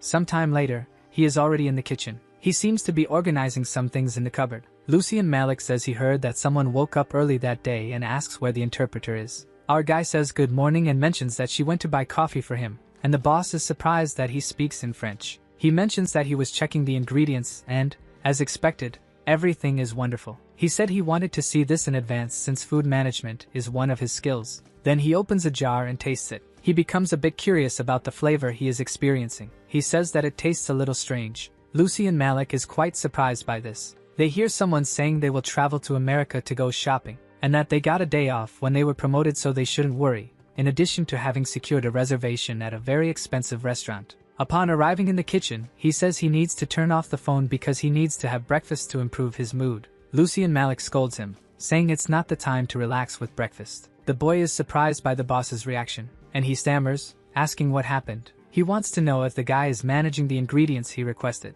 Throwing that thing against the wall, he says he has to hear from his sous chef that the caviar is smelling bad. The jar falls and bounces while the boy, in shock, apologizes, saying he didn't realize it had expired. Our hero says it's strange but that it's not expired caviar and asks if it's not of low quality, and that maybe he is too busy with the holidays to notice this. He says he will have a lot of work to do if he can't differentiate this kind of thing. Then he says he will check the ingredients again and organize everything, and he says he will do everything before the other chefs start working, saying he will see him later. Lucy and Malik is glaring at the guy. He says it seems like he is the one who needs to go to America to take some time off, and that he should do that if he needs to. It's better for him to take a vacation, and in the meantime, he will reconsider his position in the kitchen. The boy tries to argue, but the boss tells him to have a good vacation and that it's a mess. The boy stands there devastated. Our hero thinks that he really tried to start a childish fight with him, and that he had never seen anything like it. But now that the problem is resolved, he can cook in peace, and also wait for his Michelin star. Sometime later at the restaurant, several papers for leave requests.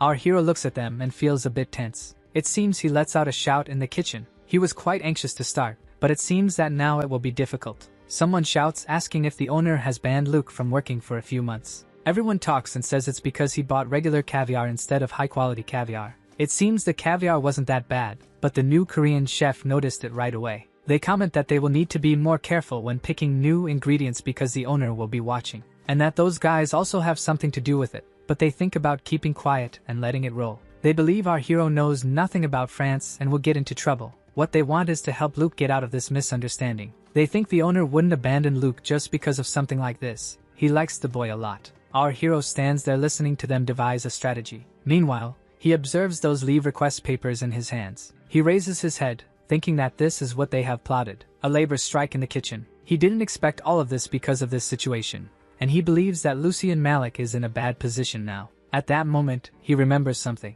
It was that the chef gave Luke a look of trust and affection. Perhaps that's why he didn't cut him off immediately. And maybe he considers him family even though he has made mistakes. Or it might be difficult to find someone for his position. A girl asks the sauce chef what they will do now since they have guests at 5 o'clock. They need to focus on cooking, but the others doubt a bit that our hero can manage this. He approaches cutely, telling them not to worry. He explains that they must do this together for the restaurant to become a success, and that the others went on vacation because they don't like him. But everything will be fine. It seems they didn't even notice our boy arriving there, and they are a bit surprised that he speaks so casually. Sometime later, there are already people in the restaurant who would like to place an order. He says it's a shame the restaurant isn't full, and she would like to make another reservation. A woman at another table would also like to do that. Everyone starts commenting in the dining room that it seems the quality of the restaurant has improved a lot. That chef looks quite surprised at what is happening, and he realizes that the atmosphere there is wonderful. But he doesn't understand how our boy can cook so well without the sauce chef.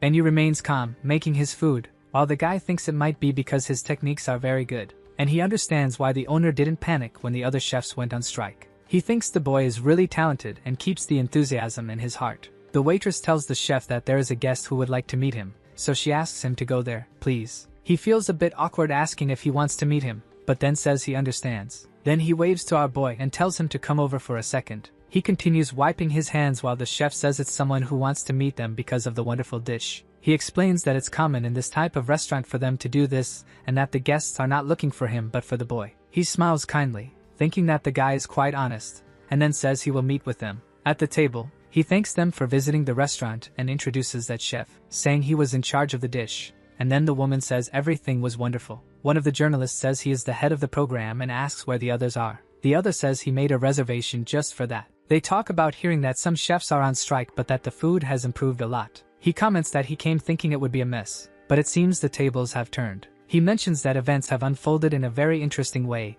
and that now he knows what he will do. Then they stand up, saying it's time to get to work while another says it will be fun. A news report comes out that the chef who worked there for 9 years has left, and the restaurant is booming. Someone looks at a tablet saying that Banyu doesn't give up despite the strike that the other employees made. Lucian Malik watches those news reports. He tells our hero that a lot of articles came out that day. He asks if it's true that there were fewer candidates for this restaurant because of the article. The owner says it's embarrassing but true, and it seems they are avoiding it for not being traditional. But that doesn't mean there isn't a candidate. Banyu says he will make the restaurant a success even with fewer people in the kitchen, thus attracting more people to the red table. And the previous chefs will have to bow their heads when they see the restaurant's success now. He says it's up to the owner to decide if they want them back or not.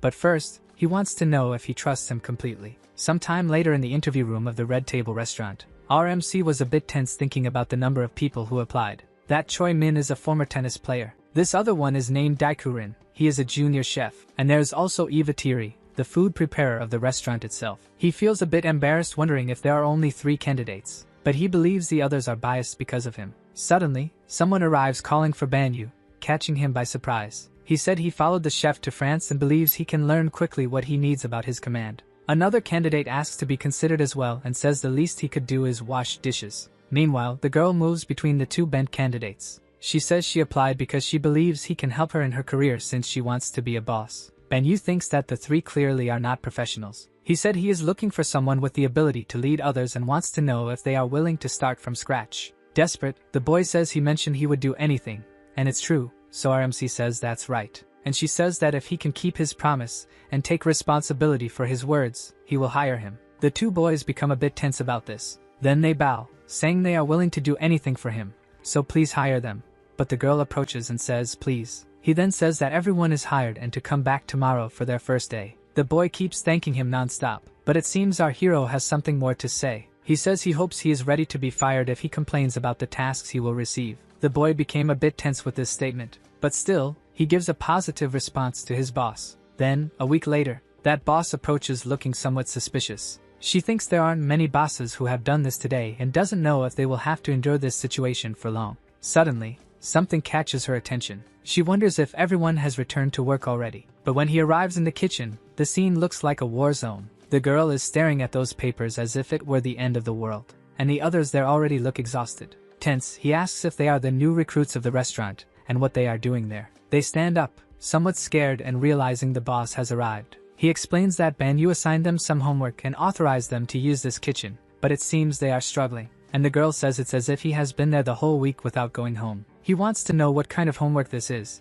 and she says he asked for 3 dishes as a test. So far they have made those, but there's a catch. The mustache man approaches and asks to be given the dish. Then he puts it in his mouth to taste it, but it seems there's a shock. It appears that everything there is truly delicious. He questions because everyone said they are not cooks, but everything turned out good enough to be on the menu. He suggests that they should all go home and get a good rest now, but they seem bothered by something. The boss is a bit surprised by the lack of response. Then Banyu arrives and the man questions our hero about them not having time to rest. The boy says it's true and asks for a moment's leave. Then he tastes those dishes while the others look somewhat tense. The boy seems to be having a fit while he guards. He shouts asking Rin if he is joking with him, saying it has the same quality as the previous day. And to Choi Min, he tells him not to worry about picking that grass that even a starving goat wouldn't eat. Then to the girl, he says that the vegetables have no flavor at all and to throw everything away, and she apologizes. Irritated, he says that if they want him to teach, they must make food of the best quality, something very different from fast food.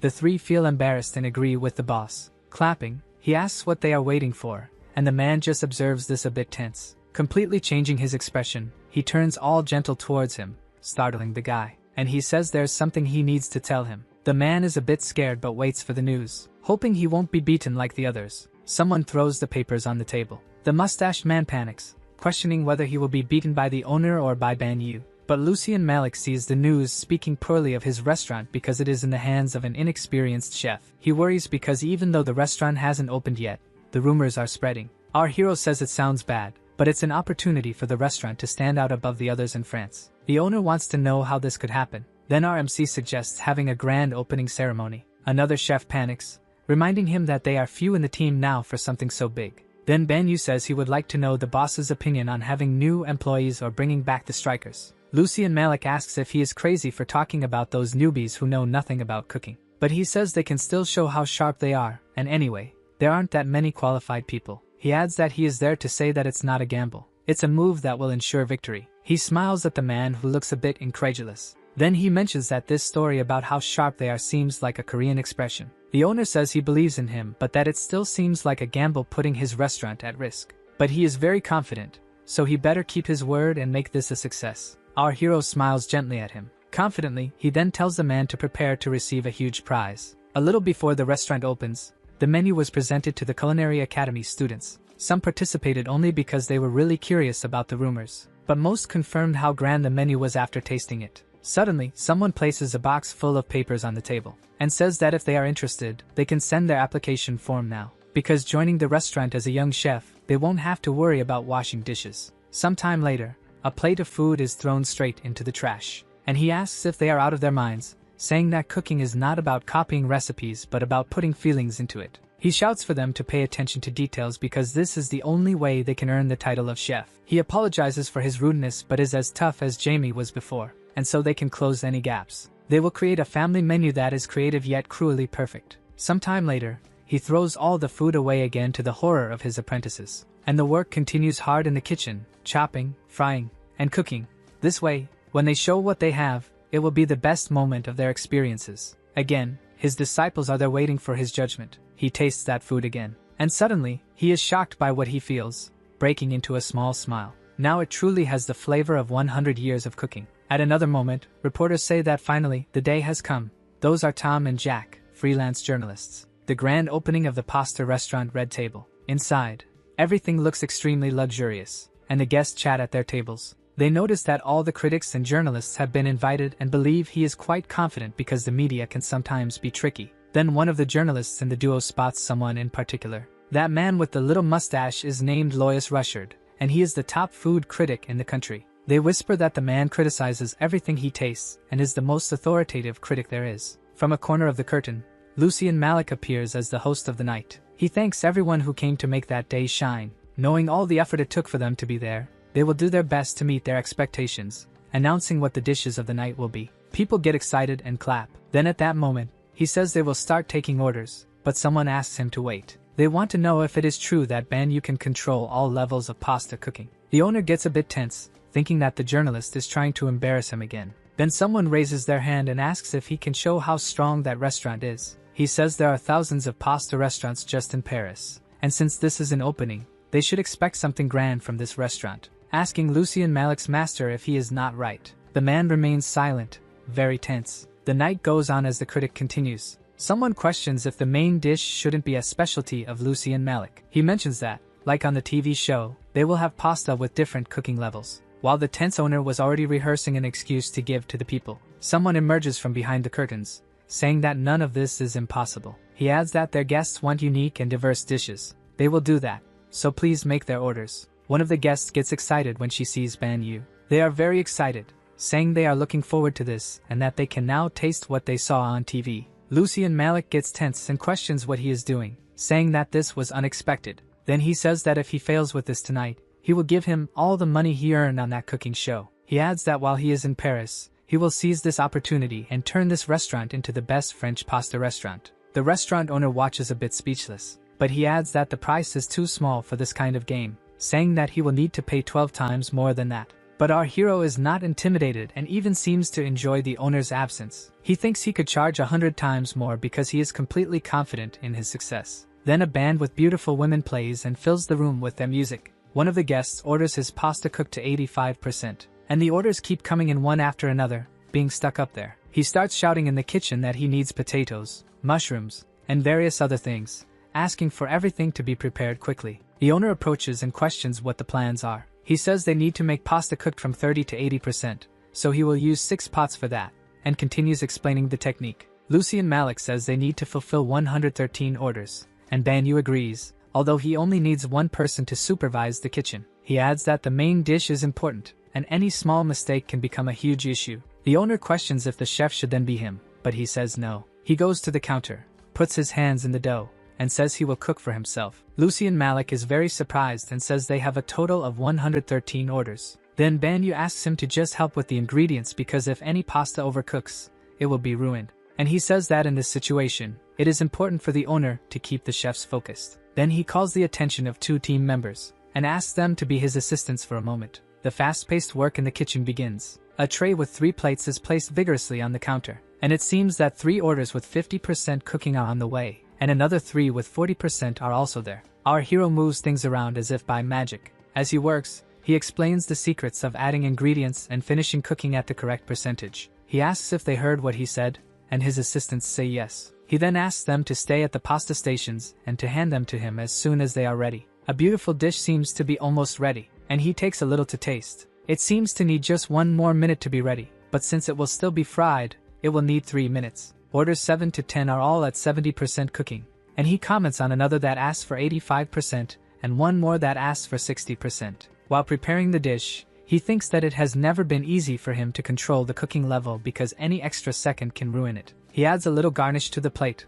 while thinking that this is why he focused on this technique throughout all his 100 years in a kitchen, and that if he calculates the time the pasta continues cooking with residual heat, he can serve it 2 minutes earlier on the plate. Then he rings that little bell on the table, and excitedly says that the time is now, and that the most important part will begin. The servers start delivering the plates, and this one is a pasta with tomato cooked to 57%. The critic watches this excitedly. Finally, he takes the initiative and grabs the cutlery, tasting that food all at once. While eating, he wonders how this is possible. They ordered dishes with a 3% difference and thought they would be the same, but they can feel the difference between the two. While eating, he thinks that this doesn't make sense, and something catches his attention. The critic approaches and asks what cooking percentage he ordered. Not understanding, one of them replies that it was 70 and the other 73%. Then he quickly approaches, steals a bit of the food saying he understands. Another reporter looks somewhat incredulous that he stole his food. He thinks the critic is surely shocked by the difference in each pasta.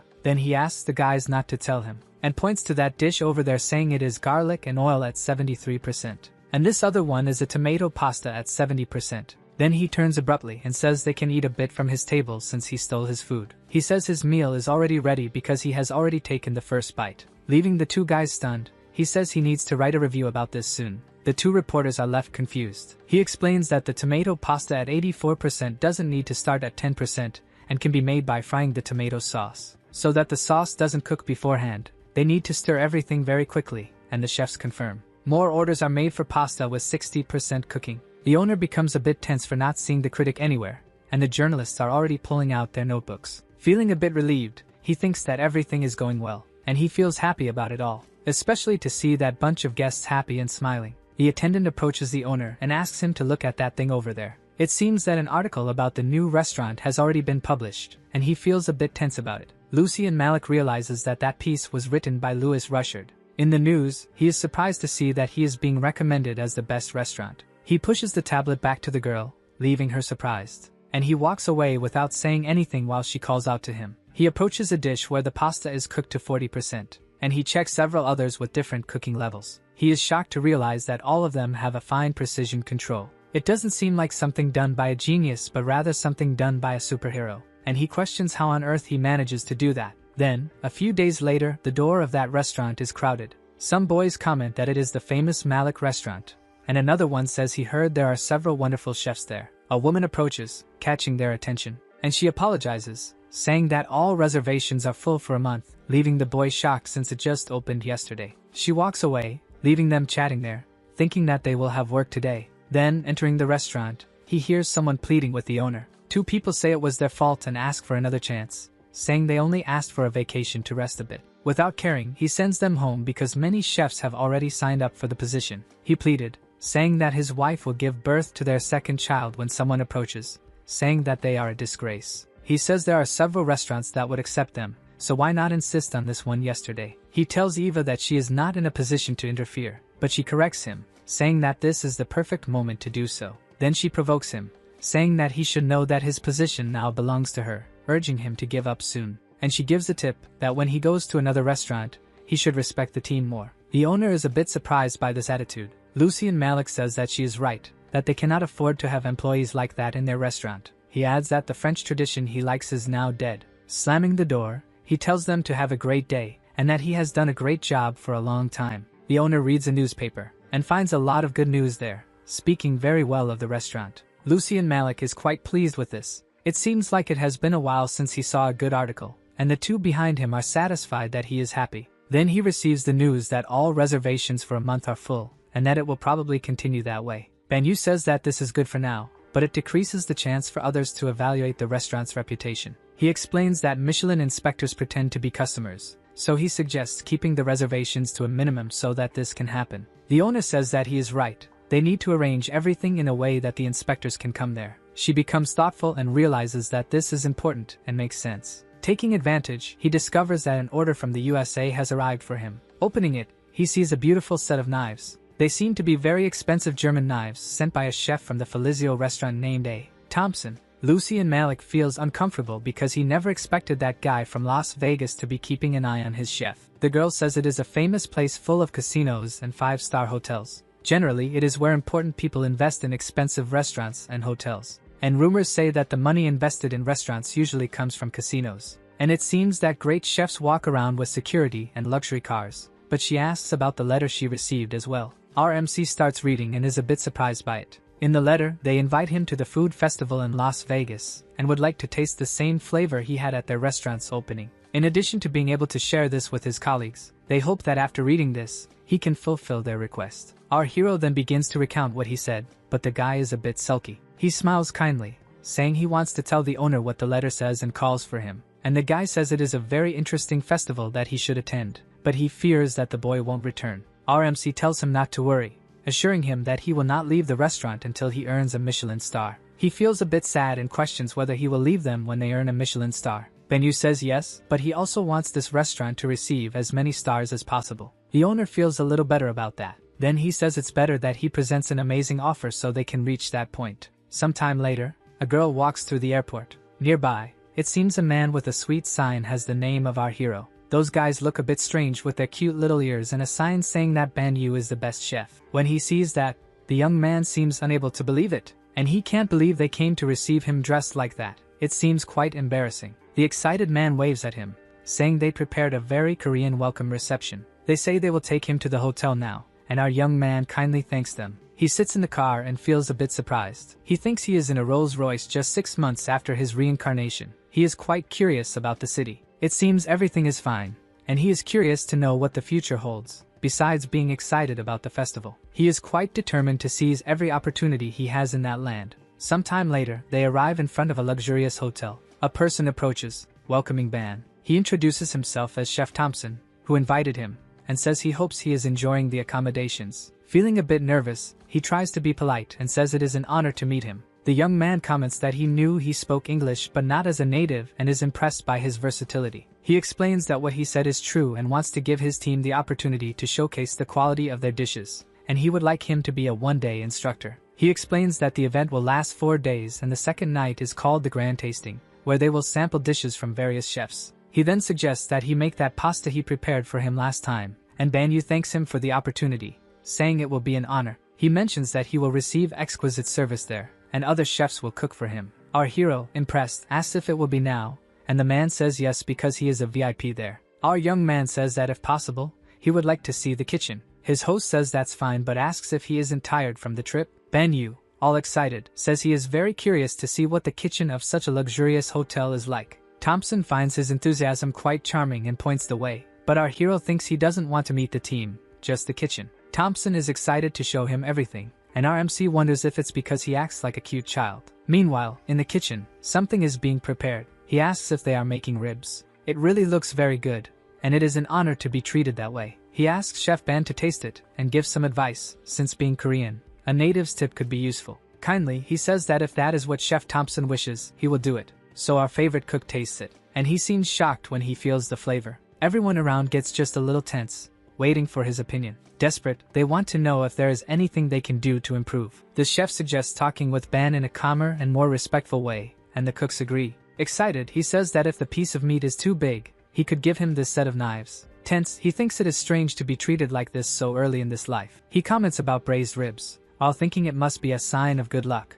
A banner announces the lecture he will give about cooking. He says that many people think a dish is good because of the ingredients, but he feels that the overall elegance of a dish makes it more flavorful. Now they will move on to the pasta part, but he will leave that for the next lecture. The head chef claps his hands, saying everything was excellent. Our young man feels flattered by the compliments. Since there will be no Korean dish at the next day's event, he asks if he would make ribs for them. He feels embarrassed, since that was Chef Thompson's kitchen. Suddenly, our hero feels a bit strange, and in the next moment, he is in the kitchen, thinking that everyone finds his personality odd. A young man brings the marinated meat he asked for, and he thanks him. He thinks he never expected the sous chef himself to help with that. Chef Thompson stand and his students really draw attention. Something also catches our hero's eye. Two guys are cooking, but they seem a little tense. Those are Henry and Jerry. These guys are also doing well. They are the brothers he bonded with and cooked alongside in Dubai, and they have 9 Michelin stars. But that was not in this new life, and now he needs to get closer to them, and wonders how he should make contact. Something leaves him a bit surprised. A man argues with them because one of them was taking too long with that fish. Then the young man apologizes, and the man asks if he expects him to cook it himself. Our hero approaches and apologizes for interrupting. He says he is there to borrow a pair of scissors. The man just stares blankly at him. The man tells someone to forget it, and hand the scissors to the young man. He asks if Chef Ban is visiting Chef Reggie's stand. One of the young men looks a bit surprised. He thinks it's the best chef in Las Vegas, and our hero says he is only there to borrow some utensils. The boy feels honored that the chef is there, and wonders if the other could be the famous chef. Then he finally hands over the scissors. Our young man offers to help with the fish preparation. The boy is surprised by this offer. The chef is surprised that he knows how to clean that fish, but Chef Ban explains that it is something common in Korea. He then cheerfully calls for Chef Reggie, and asks him to help prepare his ingredients. The man doesn't even turn around to respond. Our hero is surprised by something, and he thinks it happened at just the right time. That man was his teacher in his second life, and his name is Gordon Reggie. He wonders if this is because he changes the future every time he reincarnates, and there have been times he became famous in his past lives. But there were also those times when he couldn't achieve any kind of fame. But there is one man who always has a place in his heart. Then someone arrives saying they heard Banyu was there, and he kindly says it's a pleasure to meet him, that Gordon Reggie. His culinary skills are unquestionable, so the chef asks if he knows about monkfish, and he says they will make a dish with this flavorful fish, vegetables, and herbs, and they will also make a mango pudding for dessert. He realizes they want to make very simple dishes but with exceptional quality. People comment that the man behind Chef Thompson is Chef Banyu. Then Thompson asks if those there can clean the fish for them, and the young ones confirm, a bit tense. He notices that those young people are new in the kitchen and asks their names. Our young man steps forward and says they are named Henry and Jerry, and he comments that they are working very hard, as he was watching from there. Thompson seems to trust his word, while our hero's idea was to leave a good impression on them. They thank him when the chef says he will remember their names. Thompson says he still can't show him how they cook but hopes he enjoys watching.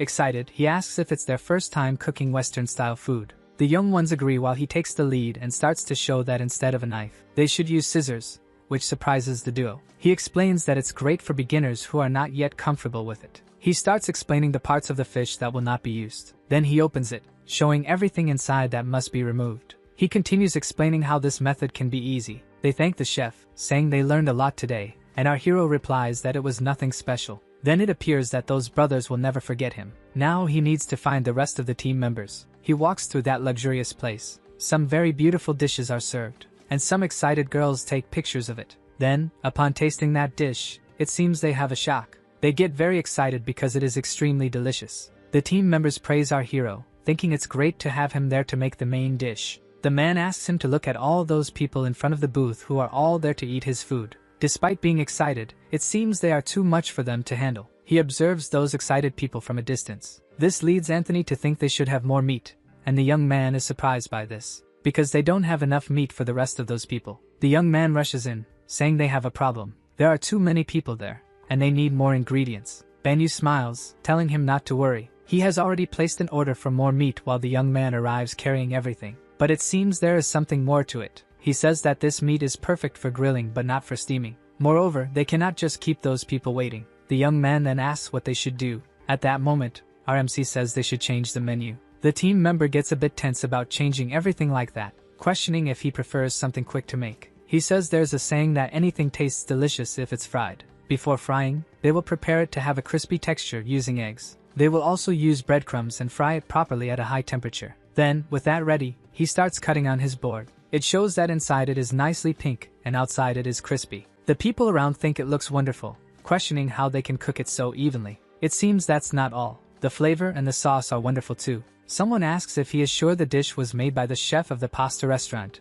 and wants to know his name. And his name is Banyu, a Korean chef. Upon arriving, he asks how the taste is. The older man wipes his mouth and says, "Really? This is really good." He is called Matsuro Nobu, a chef with 3 Michelin stars. RMC says he is happy he liked it, thinking he only has 3 stars. But there's another reason he came there, and it's that person over there. In the back, a woman tastes the food and seems to enjoy it. Then she waves her hand, calling for the chef. A little flushed, she asks how he made this. That girl is named Camera May. He knows she was in charge of one of his restaurants in his past life. There are Henry, Jerry, and now also May. Smiling, he explains that it's not difficult, and excitedly thinks he has already found 3 people. One person says that Thompson really has a good eye, and he tells the president that it was nothing. He thinks it was a great choice and has nothing to do with modesty. And it was nothing more than what was expected from the man he entrusted with this job, so he will raise his salary. Everyone at the table is emotional. Now he wants to start talking about Banyu and how they can make him work there. Thompson says he has been thinking about it,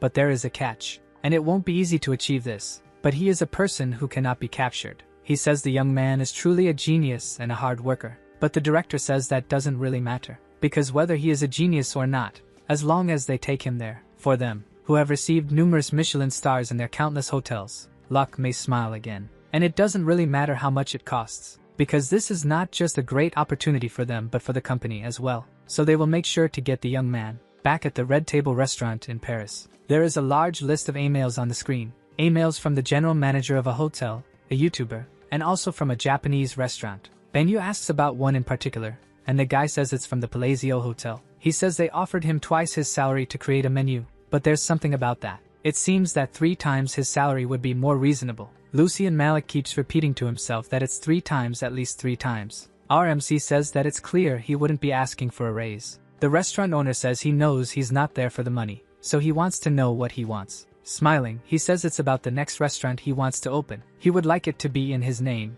Lucien Malik feels a bit tense and shocked by this proposal. It seems the other guy there is having a fit questioning him, but he says it's all right and they can continue. Then the guy says he understands but apologizes because he doesn't have plans to open a new restaurant right now. That restaurant isn't stable yet. He can't afford a new one, but our guy says it doesn't have to be exactly now. He just wants his name on the next restaurant, and if he trusts him, he will be a good restaurant owner. He says this restaurant can continue with the same quality, and he guarantees he will do his best to stabilize it. Then he smiles kindly at the restaurant owner. Lucien Malik confesses he feels a bit embarrassed, commenting that he has received many proposals via email. And if he gets a chance, maybe he can be like the guy. But modestly, he says he's not a professional who compares to Lucien Malik. So he is eager to learn something new from him, leaving the man surprised. Then he stands up and says that regardless of the reason, Lucien Malik seems genuinely grateful for the chance to have hired him, and thanks him very much. He says that Mesa Vermelha Banyu Hyan seems to serve very well as a name.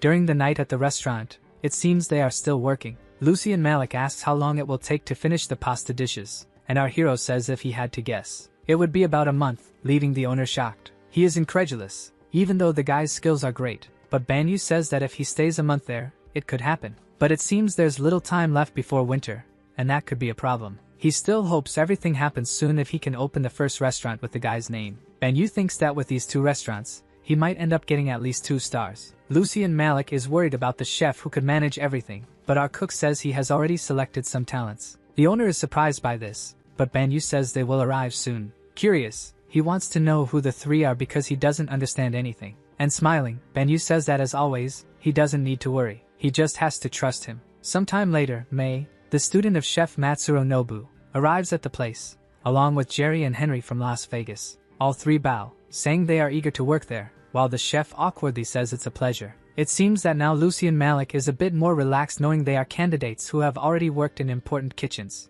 Our hero says they have all worked, yes, but they are beginners, so he can't say anything more about them. At this point, the restaurant owner becomes worried again. Lucian Malik asks if he is joking, but our guy says it's no joke. However, smiling gently, he says he should trust him with this. In Korea, there is something called the lottery, where if you guess 6 numbers out of 45, you win the lottery. And our hero says that from now on, for teamwork, he will call them Lotto. The girl questions if it's because there are 6 of them, and then the guy says that's one reason, but there's another. And that's because they trust him, as they were all chosen because they have great potential. Stammering, they question if they are talking about them, and Mei says they were lucky. Then Banyu says he hopes for their cooperation even when the training is a bit tough. And the group agrees, while she thinks she can't believe she will learn directly from Chef Banyu. And quite happy with the situation, she thinks she will do her best. Sometime later, RMC calls her by name while they throw food directly into the trash, and says he can't believe trash has a place in his kitchen, so he wonders why that is there. He tells her to write down what he is going to say,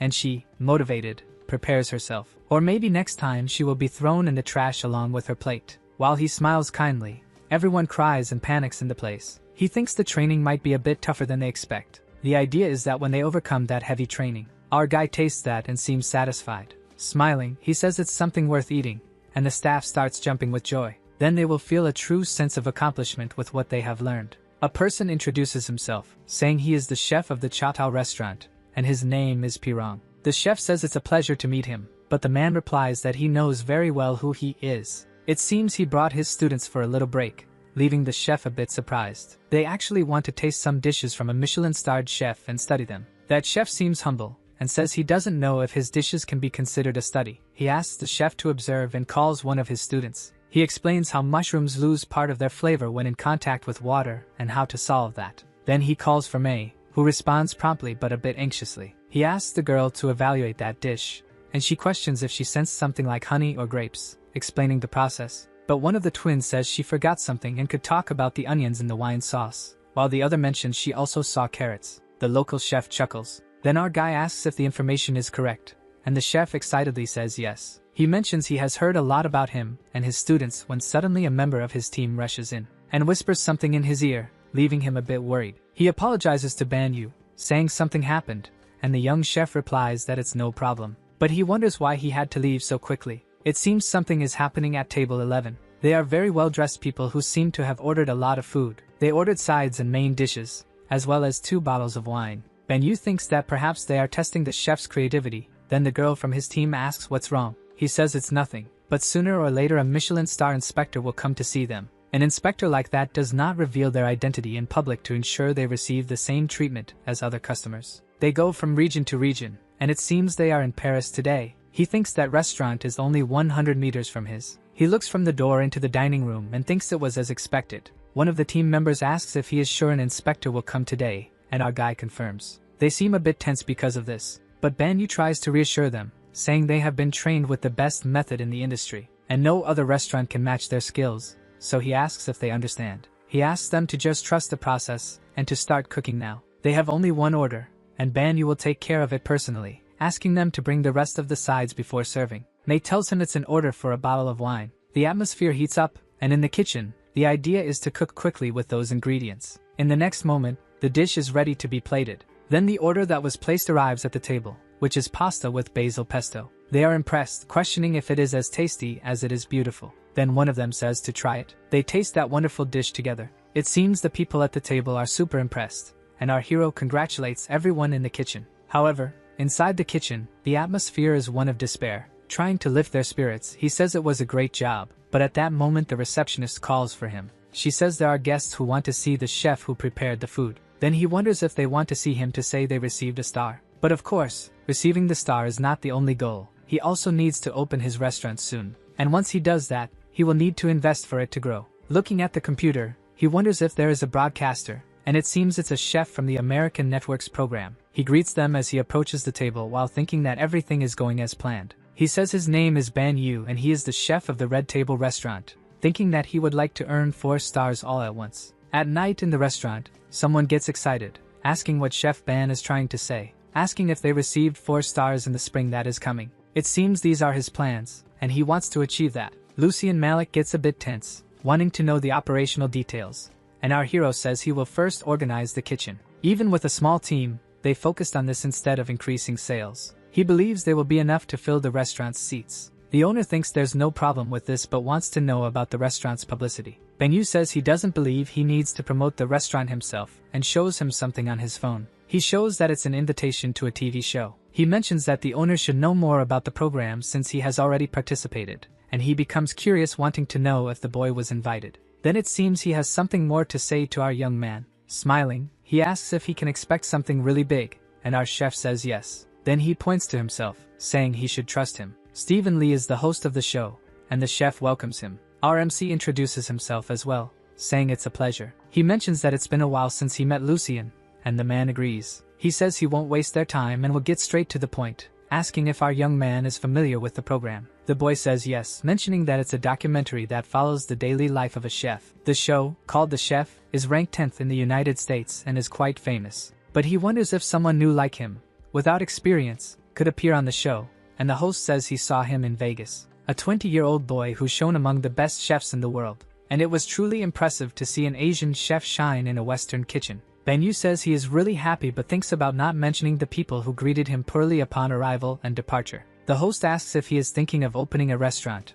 and our young man confirms. Then he asks if he is interested in having them follow the process of the genius chef opening his own restaurant, and how crazy it would be for this chef to win everyone over, then excitedly asks what he thinks. Lucy and Malik and the host chat a bit animatedly, and it seems he hasn't changed at all. He finds the host's idea interesting but wants to include the restaurant Mesa Vermelha in the videos as well, and this way, he could show him promoting the restaurant Mesa Vermelha too. The two become a bit tense with this idea, and he wonders if something is wrong. But actually, the host says the boy is more insightful than he is and that it's a great marketing idea. It seems everything is already settled there, and he is quite eager to work with our young man. Then the two shake hands while Banyu says he is also looking forward to it, that everyone is excited for this to happen. Lucy and Malik says he would like to extend his gratitude to the Korean production team because without them he would never have met Banyu, and the way he cooks is a great inspiration for everyone. Those chefs who were in Las Vegas were surprised. The man then says he will speak again. Banyu, this young Korean man, he is a genius chef who will shake up the culinary industry,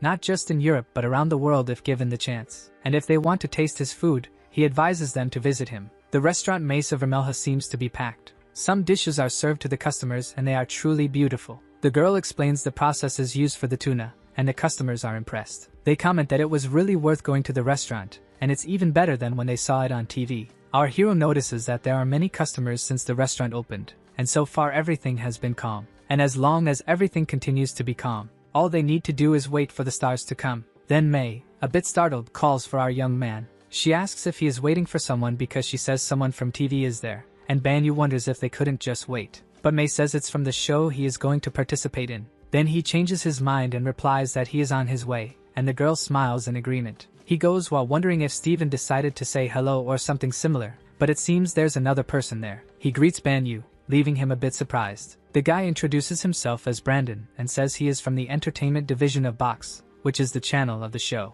Our young man thinks he didn't expect that person to show up so early in his life. He approaches and says it's a pleasure to meet him, introducing himself, and thinks that when it comes to him, he is the destroyer. It seems he has finally returned, and he is the one who brings ruin to everything. Looking at the young man, he thinks of his name, Brandon. It seems that the show with the last table will be launched soon, and several famous people from various countries will participate, such as baseball players and others. The man says that to contextualize the program, he will serve traditional foods from different countries. He shows a document with the program's panel and the celebrities who will participate. Banyu realizes that the explanation of the program is quite different. It seems like it was meant to highlight their restaurant in the last table. They intend to use the names of famous people and chefs to attract the audience's attention. But in reality, it is a program that manufactures and sells instant foods using recipes from renowned chefs. There is something wrong, as they did last time, placing all the blame on the chef. And that is exactly what they did to him in one of his past lives.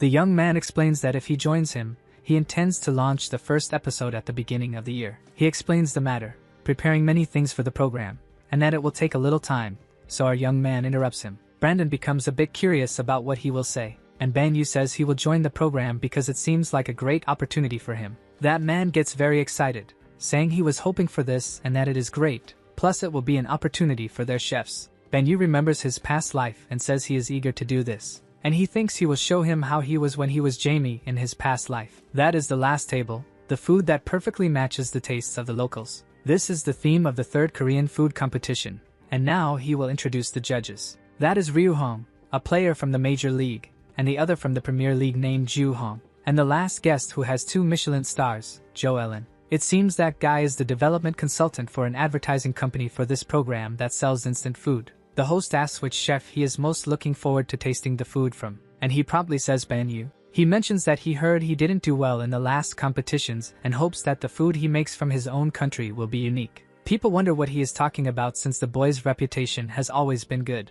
He comments that Indian curry and Japanese food are the best. Banyu believes that guy is trying to get him out of the program quickly, so he needs to be careful. The host then says that the program will start, and he changes his mind, thinking that this is actually an advantage. He wonders if Brandon and Jo Ellen were mentioned, and if they are ready to deal with him. This is a battle between talented chefs who express love and passion for cooking. She introduces it by saying that this is the last table, and today's menu is Korean cuisine. And speaking of which, they will have this Korean chef known as Banyu today. The dish he made for them was bulgogi. The host questions whether he will be able to win the challenge. They taste it and are impressed because they never thought it would have such a delicious flavor. And they comment that they are very happy to be there and to have tasted this. That other guy says that as a Michelin-starred chef, he needs to say it is tasty but that it is not completely Korean, and that it is called bulgogi, but it is just a Korean name and does not have the overall Korean flavor. He says that Banyu was successful in Europe but cannot make a dish from his own country well, and he asks with that arrogant look if he is not correct. On the phone, the video shows a notice that the will continue. He thinks that the editing team worked hard. Someone approaches to see what he is watching, and he says it is just a preview of the program. Lucien says that Jo Ellen is really a character but that today he will have problems, because if Banyu got a star. And the other young man laughs, saying it will be quite embarrassing if he gets a Michelin star. That is why the chef should never be crazy for money, as a restaurant that has only that as its goal never ends well. And for those who were invited to the Michelin Guide of 2023, welcome. Today is the long-awaited day of the Michelin star distribution. It is finally time for the presentation. Banyu thinks he has gone through this moment many times in his reincarnations but still feels nervous. First, he will present a Michelin star, and our MC thinks this was the life in which he succeeded the fastest. So the first is Chef Raymond's restaurant Davy. The guy is upset for not being called, but Lucien says that maybe he is reserved for more than 1 star. That chef goes up there and receives congratulations from the presenter. Now he will proceed to restaurants with 2 Michelin stars, and the respective chefs behind them. He gets excited saying that it's the first time that restaurant has received a Michelin star. Then he announces the restaurant called Red Table, and everyone gets excited about it. Lucien Malik is very happy and asks if they heard that while another chef stands up and tells him to go. Everyone is very happy saying they managed to do that as Chef Ban had said, but the presenter asks them to wait because it's not over yet, and mentions the name of the restaurant followed by Banyu, saying that both received 2 Michelin stars, and this leaves everyone very surprised. He is quite emotional thinking that the youngest chef in the world received 4 Michelin stars and at the beginning of a new era. Our MC goes up on stage quite happy with his achievement. The presenter congratulates Banyu. He thanks him very kindly. Then he asks if he could use the microphone for 5 minutes. The presenter is a bit unsure of what to say, and he says that there's just one thing he needs to say to the senior chefs. The presenter isn't very confident but says it's fine since it's him. Climbing up to the podium, he clears his throat to begin. Then he says that to all the respected chefs there. They know him as a young man who started cooking. But he says that everyone would agree that cooking is like an art, yet in reality, cooking is even more than that. Each chef has their own description of what cooking really is and always strives to develop their art. Recently he participated in a TV program that has the potential to help aspiring chefs. However, during this recent program, he saw the pride and future of chefs being trampled. He explains that they steal recipes from chefs to produce and sell instant food, and new chefs go there without any idea of what's happening. They use the chat as entertainment, and when it ends, they are discarded like ashes. So he asks the young chefs who have a vision for the future of cooking and have been sabotaged by the program. He continues to show what they can really do and asks the senior chef to please help them achieve their goals. Someone starts clapping in the audience, and says that the chef is right, while our hero wonders who that is, and it seems like someone with more Michelin stars. He is Pierre Huffman and says that as Ban said, they cannot allow the program to threaten the young chefs who have worked hard. He offers a toast saying that it's to show what they have for the future of cooking and for aspiring chefs. Everyone in the room seems to have gotten excited, and they raise their glasses together saying that this is for the young aspirants. Our guy feels satisfied with that. Several news articles come out in the newspaper talking about our hero about chefs abandoning the program last table. Someone shouts asking Brandon what he will do about this, and he says he will fix things as soon as possible. He shows the laptop screen questioning how he would fix this kind of thing. There the judge of the program is humiliating our hero for having 2 Michelin stars, and says that episode will air the next day, so he wants to know how he will correct and edit that. You know how they will feel about this because there are many people complaining about it now. And he says there's no way to fix this, they can only cancel the program. Brandon tries to argue about it, but the man gets angry asking if he's gone mad, and adds that all the Michelin star chefs in Paris supported Ban Yu, and because of that, their reputation was destroyed. He wants to know how he will now calm the people watching that program. A news report comes out saying that the Last Table program has been cancelled, and that Brandon and Joe Ellen have resigned from the company. Lucien says it seems they underestimated their young chef. He asks what the young man's next goal is, saying that it wasn't luck, he just proved it for himself. Just laughing, he says he wants to locate himself in the most luxurious place in the country, requiring to put his name on the most luxurious hotel there. He explains that he heard that hotel went from 3 stars to 2,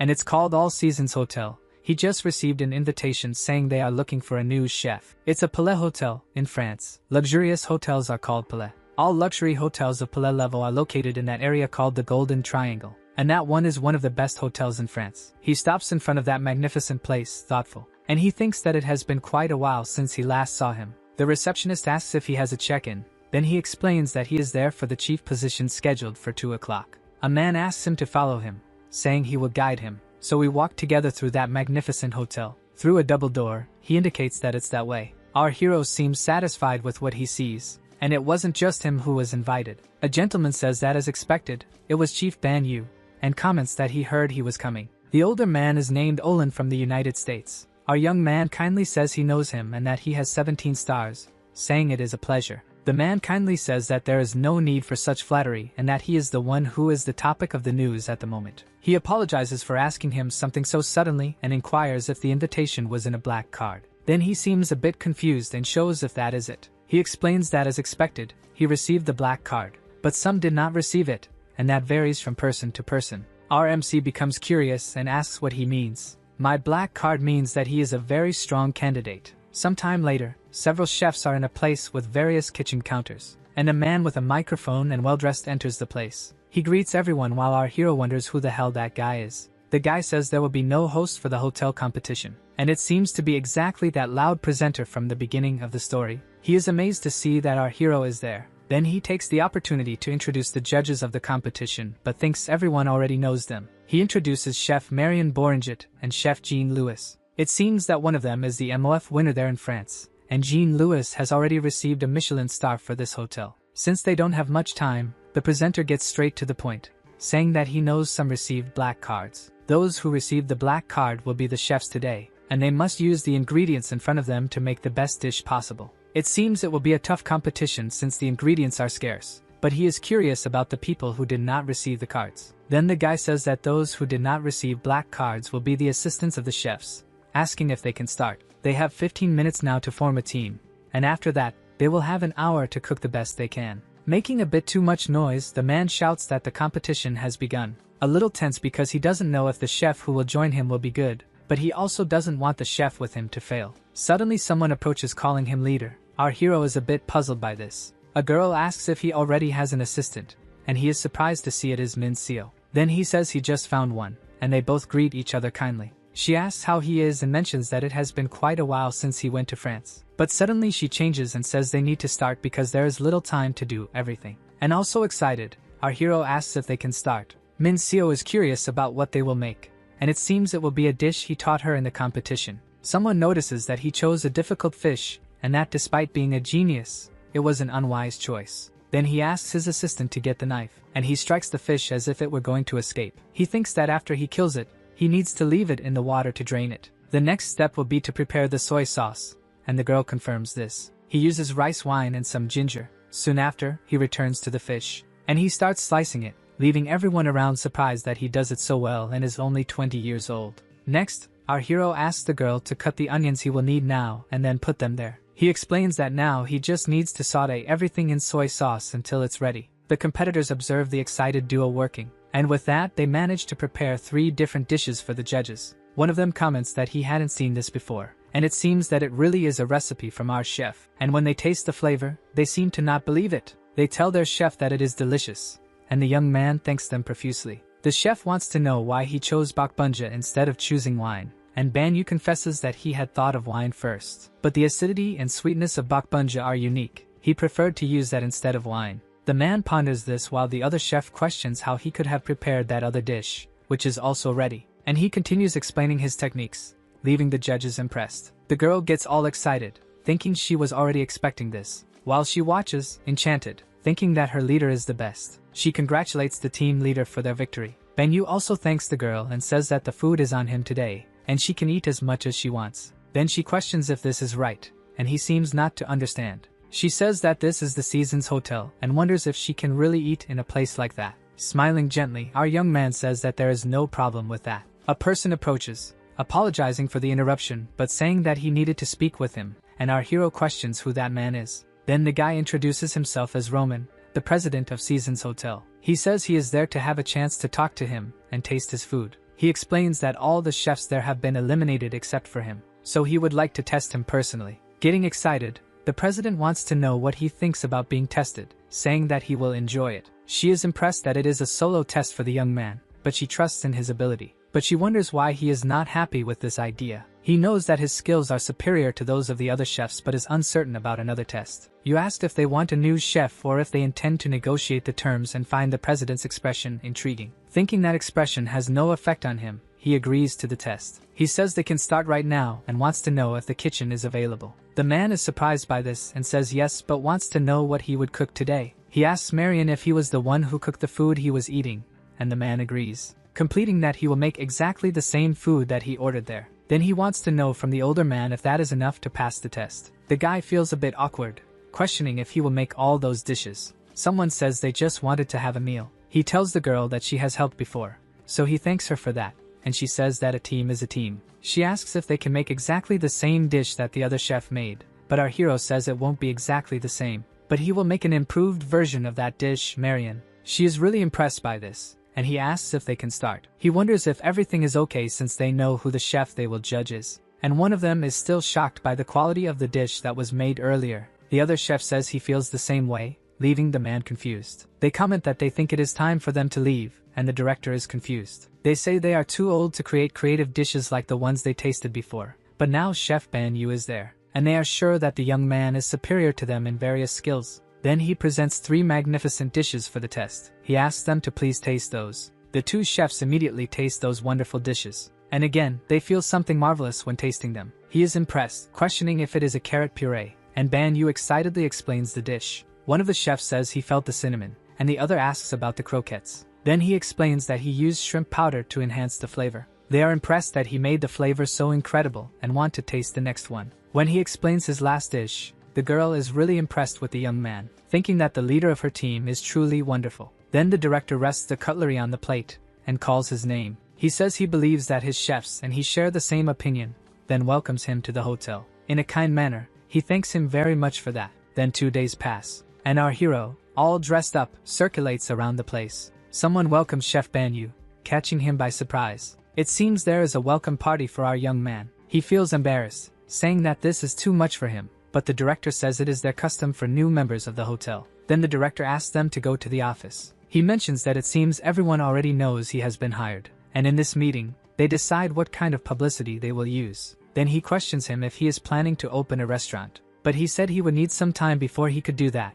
and the director is curious about how much time. But he says it's not exactly about time, but rather about the people he needs. He mentions that he heard about some students interested in joining the team, and in that case, he can operate 2 restaurants. He advises to start the recruitment as soon as possible, but our MC thinks this method will take time and be expensive. He would like to choose the people himself. The director asks if he really wants that, questioning if he knows what their hotel is. But Banyu doesn't interrupt, saying he knows and asks for time to gather the best chefs he can imagine. One of the places he will look is at this culinary competition, so the man shouldn't worry. And after recruiting everyone, he will be able to open his own restaurant, and achieve the maximum number of Michelin stars possible. The director is confused about why he wants to participate in this competition, asking why. And he explains that the reason is that he will not be a competitor but rather a judge. The director becomes a bit tense with this explanation. Then that loud presenter again introduces the international culinary competition in Singapore. Our MC can't believe that guy is back, and he will introduce the judges. He presents our hero as the most popular culinary figure in the world at that moment. He says he is the youngest chef to receive Michelin stars, calling him the man, the myth, the legend. Finally, after all that fuss, he gives the name Banyu.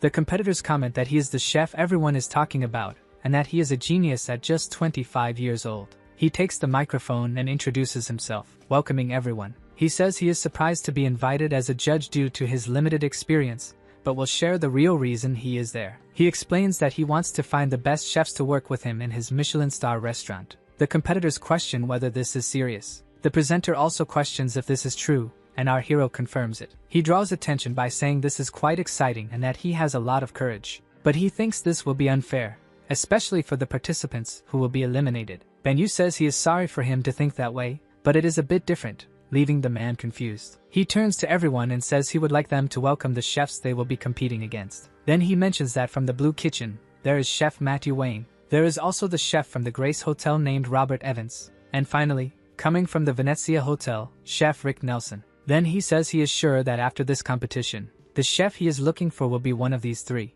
The competitors are a bit confused by this statement. It seems they are ordinary chefs who have only recently become chefs and are participating in their first competition. The presenter is confused, and he explains that he hopes one of them wins the competition. He says many will think this is unfair because he is the judge of the competition, but there are other judges, and he assures them they don't need to worry about unfairness. Then he tells those three chefs he mentioned that he will pay close attention to them. With a friendly face, he tells them to do a good job and try not to disappoint him. Someone interrupts him and asks for clarification on whether he will really hire the person who wins the competition. He expected this type of question and has a precise answer for it. He is also waiting for one of his students who has little experience, but she has the potential to win this competition, and that is Ms. May. The audience thinks he couldn't say something like that, and he adds that she is one of his best students, and if she wins this competition, everyone will understand what he means by her being wonderful. She notices that now everyone is looking at her with angry expressions as if they were throwing knives at her. Making as much noise as possible,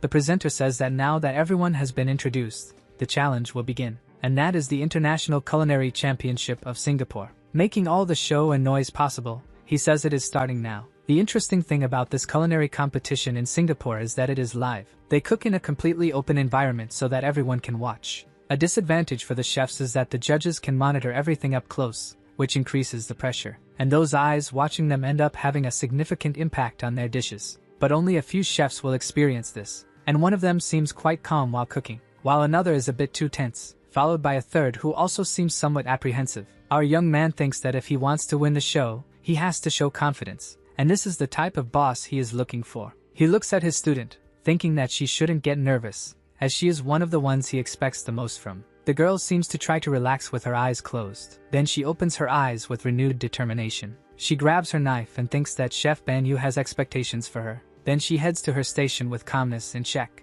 and she starts slicing that fish with impressive precision, leaving the other competitors around her impressed. As she works, she gains more confidence, and our hero looks at her kindly, satisfied with what he sees. After a while, several dishes are ready and properly labeled. Then the judges begin to taste those beautiful works of art. It seems that now it's time for Chef Banyu's student. The dish the girl prepared was confit salmon. The judges start evaluating the dish, and are quite pleased with what they see, and now it's time to taste the flavor of it. It seems that the flavor is wonderful, and the girl comments that she could eat this forever. They are impressed that this was made by a chef with little experience, making our young man happy with the comment. The host thanks everyone for their hard work and announces that today they will present the winners of that championship. Let's start now with the third place, which comes from the Grace Hotel. Then he introduces Robert Evans, who celebrates a lot but seems to have something more. He also presents Matthew Wayne from the Blue Kitchen in third place. Moving on to second place, he introduces Ricky Nelson as the winner. And finally, the moment has arrived to present what everyone has been waiting for. First place goes to the chef of the Red Table restaurant of Banyu,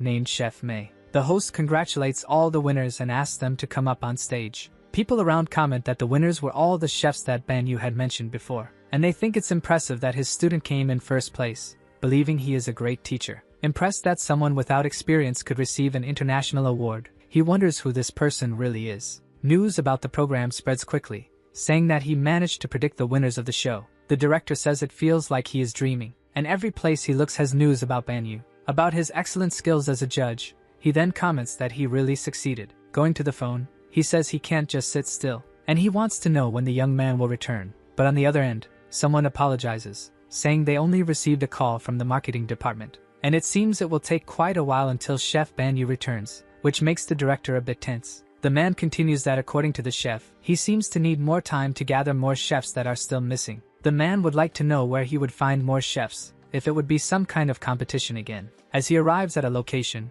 reporters ask if he is there to find another chef. It seems that now he is there not as a judge but as an audience member, and they ask if there is a chance for another chef to receive his blessing. He smiles as the reporters continue to ask for his answers tirelessly. First, he would like to thank everyone responsible for the international event, and many ask why he is not judging the competition. He thanked for the invitation but says he can still feel the pressure from the last event where he was a judge. And many also ask about the rumors of the restaurant where he currently works, so he confirms that it is true, adding that the reason he is there today is to find young chefs to join him. One of the reporters asks if they can expect someone else to be blessed by him that day. Although he is anxious about some chefs, he finds it strange how they are referring to it. They insist on wanting to know who the chef blessed by his choice will be. But it seems he himself doesn't know how to answer that but will try his best to respond. Then he reveals who the chefs he has his eye on are. A news report comes out saying that Banyu tried again to predict the winners of the show. The director says that thanks to what he is doing, the restaurant is gaining a lot of visibility until someone announces that the young man is there. Excited, he stands up, saying that he has arrived.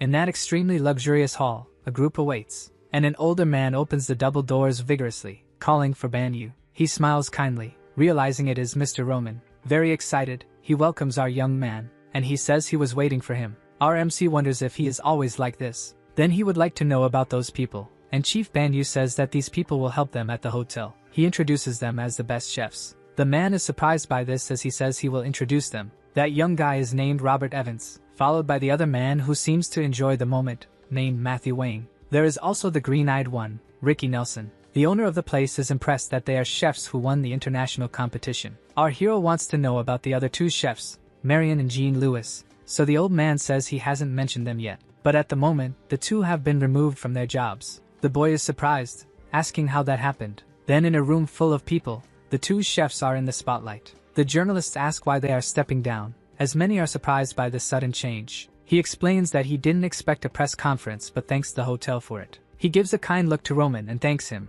saying he has great memories of the hotel. Then the chef says that the reason for their departure is quite simple, because it is time for them to change paths that will change the history of the season's hotel. People are curious and question what he means by that. He shares that they have witnessed a new chef who will make history for the next generations of cooks, and that is why they decided to leave, saying that he is not just an extraordinary chef but a chef of the new era. They know that some would suggest competing with the chef, but they don't think that's the right thing to do. That is why they want the new chef to celebrate the new era of the season's hotel. A reporter asks if they can talk more about this chef they are mentioning. Then smiling, he says he believes everyone should already know. It is the one who will lead the future of this restaurant, besides being the youngest chef with Michelin stars. It is none other than Banyu. On TV, it says that the young chef has paved the way for future chefs. The man asks if it is about that chef everyone is talking about. The younger boy asks if they could invite him to some event, and it seems they can at least try. But one thing is certain, Banyu is already known worldwide, so the man concludes that they really need to try. A cultural exchange event between Korea and France, not just for Korean singers or film directors or actors, but also involving the presidents of both countries. Another younger boy is impressed by this, but the guy tells him to invite them, and this will be the final challenge before the cultural exchange event between Korea and France. And the chef responsible for the gala dinner for the event cannot be anyone other than Banyu. Several beautiful dishes are presented there, and our MC tastes them attentively. He says that all three are good, but they all have a flavor that seems like they came from an ordinary restaurant, and cannot serve this in that restaurant. So he orders them to clean everything and start over. But he wouldn't have expected them to react so quickly, and normally he needs to push a little harder for them to receive well. At that moment his student May calls for him. She asks him to please taste the food she made, so he approaches and tastes. He explains that it has too little pepper and was undercooked, and the vegetables are not cooked yet. Then shouting, she says she will do her best, startling our hero. She goes to the counter thinking that now she just needs to avoid the mistakes she made. She wonders why everyone is so enthusiastic today while several people call for him. Many people gather around him with dishes asking for an evaluation of the results. He checks a bit, not understanding what is happening, and says it's fine. Then he starts tasting the dishes and giving his opinion on those things. Sometime later, he is sitting in a square resting, thinking it was a really tough day. Roman appears saying that he looks deep in thought and wants to know how he is. Our boy questions if he is just taking a walk, but he says he is not a chef but also not an ordinary person. He says that if you are a genius, you cause envy in people, but if you are a genius like Banyu, people will admire you. The boy says he didn't expect this kind of treatment, and the old man says it's not quite like that. He explains that chefs Marion and Jean Louis are recognized chefs of the Seasons Hotel, and he asks if he is not the chef who will create and lead the new era of cuisine. Then he asks him to just think about this subject. Being with Chef Banyu generates not only admiration but also a sense of happiness for them. He questions whether he does not realize how excited they get when they are with him,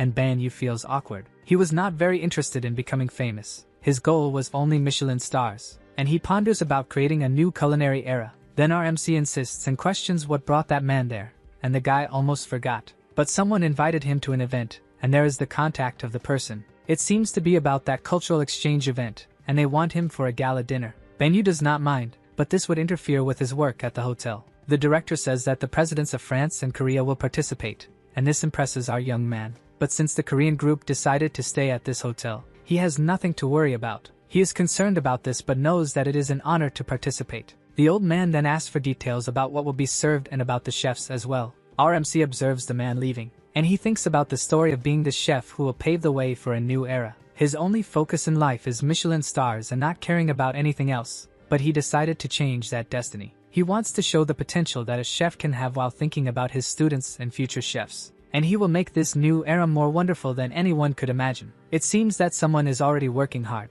Then someone calls for the chef and says Korea, China, Japan, and these are dishes that represent each country. Our MC says that in terms of appearance they passed, but of course, there is something more important than that, and putting that in his mouth, he thinks it is the flavor. He calls for Henry, who responds quite tense. He says that the liver is well cooked, but the vegetables are overcooked. He tells May that it seems to smell burnt, and she apologizes, quite upset. As for Min Song, it seems that the meat is too seasoned, resembling Western food. Then he slams the hammer, saying that everything is bad and they must start over. All three respond to his request quite disciplined. Chef Banyu is truly relentless, but there is something more there. They wanted to know why to make Chinese and Japanese food for the Korean crowd. It will be held in Paris, and they ask if they need Asian food for the event. The girl questions what her companion thinks about this. Banyu thinks that was the idea since there is an abundance of Asian food there in France. This is the result of the influence of other cultures, but it still remains French food. But the rhythm is gradually changing, and in the end, they will be able to accept these changes. And that is why it is better to incorporate Asian food instead of Korean. He knows it will not be easy to provide this complete experience for everyone, so the director appears calling for him. Our young man turns to see what is going on. They received a proposal from a chef from Silicon Valley, and they could start immediately. He smiles and says he did not expect this to come so quickly. He explains that it is nothing special, but rather something he was planning. It is a reservation for an app. The director seems to understand even less now. The Red Table Restaurant, Banyu's Red Table, and also the hotel restaurant. These three are places he is in charge of, and the language barrier sometimes hinders people from making reservations, which is why booking through an app has become popular. But of course, the app is not just for that.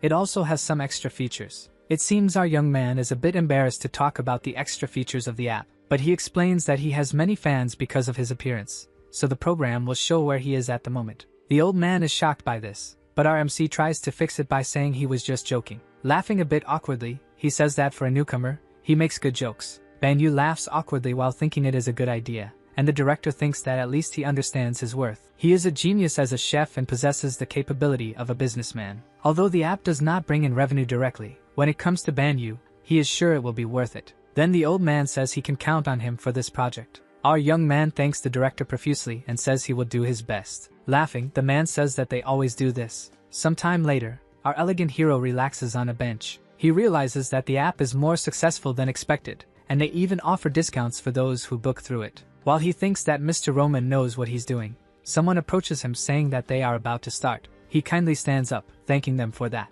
Then he continues on his way, telling them to go ahead, It seems that the cultural exchange event is about to begin. Smiling, he notices that there are many celebrities around. The most popular film director from France, and also a football player straight from the league, and also the leader of a boy band, who is surprisingly calm for the occasion, and finally, the main character of that event. Someone introduces the presidents of the cultural exchange. Banyu thinks that now they are the special guests of the event, and the reason he is there. The two men greet each other pleasantly. They are starting the event, and he asks for a round of applause, while our MC thinks it's for them. On the microphone, the man says good morning. He introduces the distinguished guests from Korea and France, and the famous people from around the world. He also thanks the newcomers to the event for being there. He wants to meet the person who is working in Korea and France. He points to Chief Banyu, saying that if he doesn't mind. He asks for an idea about today's events, and also mentions that if he keeps talking, people will find it boring. Banyu smiles in agreement, thinking that the man is quite sensible. The young man thanks him,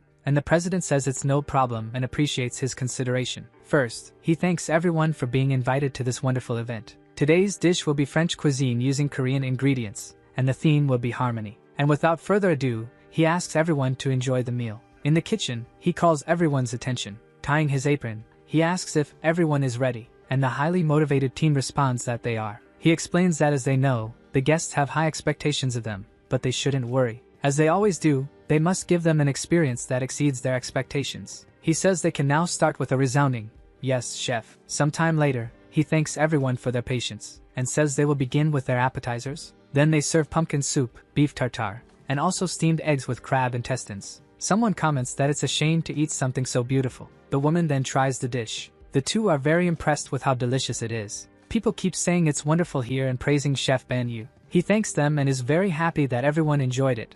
Moving on to the main course, a meringue sole and a special quail dish. But of course, these are not ordinary French dishes. He added a special ingredient to them. He asks everyone to please try it. People are curious but doubt a little if there really is a special ingredient in there. Finally, they decide to try the dish. As expected, it is indeed wonderful, and they comment on the unique flavors of it. Someone manages to figure out what it is and says that the flavor they are tasting comes from traditional Korean ingredients. Banyu confirms this and says that they are famous seasonings in Korean dishes, and they incorporated them into French cuisine. He adds that they must be wondering why they made the dishes this way. And this is so they can experience new flavors and sensations because there are no limits to cuisine. It's not about how it's made or where it comes from, but how it is received. And if you achieve that, your work is done. The people around applaud the young man. He stands there receiving the affection to the sound of bravo. He kindly thanks everyone for all of this. The night continues with people tasting the dishes. Then Banyu approaches Kim Ho-nim and asks how the food is. At that moment,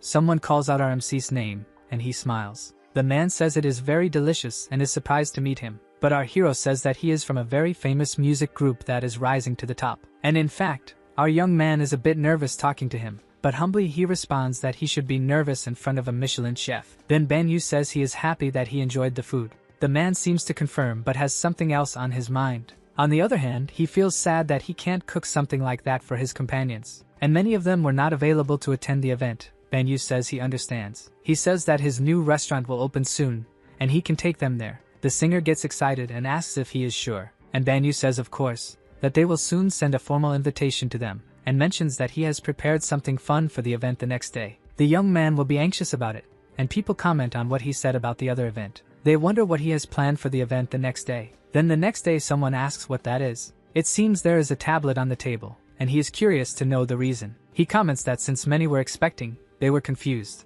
and the day before he talked about the harmony of the two countries. But today they will do something different, and he hopes everyone likes it. And the theme for tonight's dinner will be about history. It seems the menu appeared on the screen, and they wonder if they should choose the menu from there. One of them realizes that those are real dishes that Chef Banyu made on TV. Then he confirms and says that those dishes are the reason he is there, and proudly brings his culinary story today. They are just dishes they saw on TV, but none of them are listed in any of his restaurants. People are drooling seeing that. He says that his story is what allowed him to go so far. When asked, the man says he ordered that jukatsu in the Las Vegas style, and others say they will order the pasta and fried rice that was Chef Banyu's signature. It seems the guests are quite excited about this event. The team comments that everyone seems very happy and that the chef's idea was spot on. But of course, he is the genius chef after all. Smiling, he says he hopes the team can move their hands and feet, and not just their mouths. Excited and tense, they say they just need to do the best job possible. The order from table B1 is up, and it is the golden fried rice and the jukatsu in the Las Vegas style.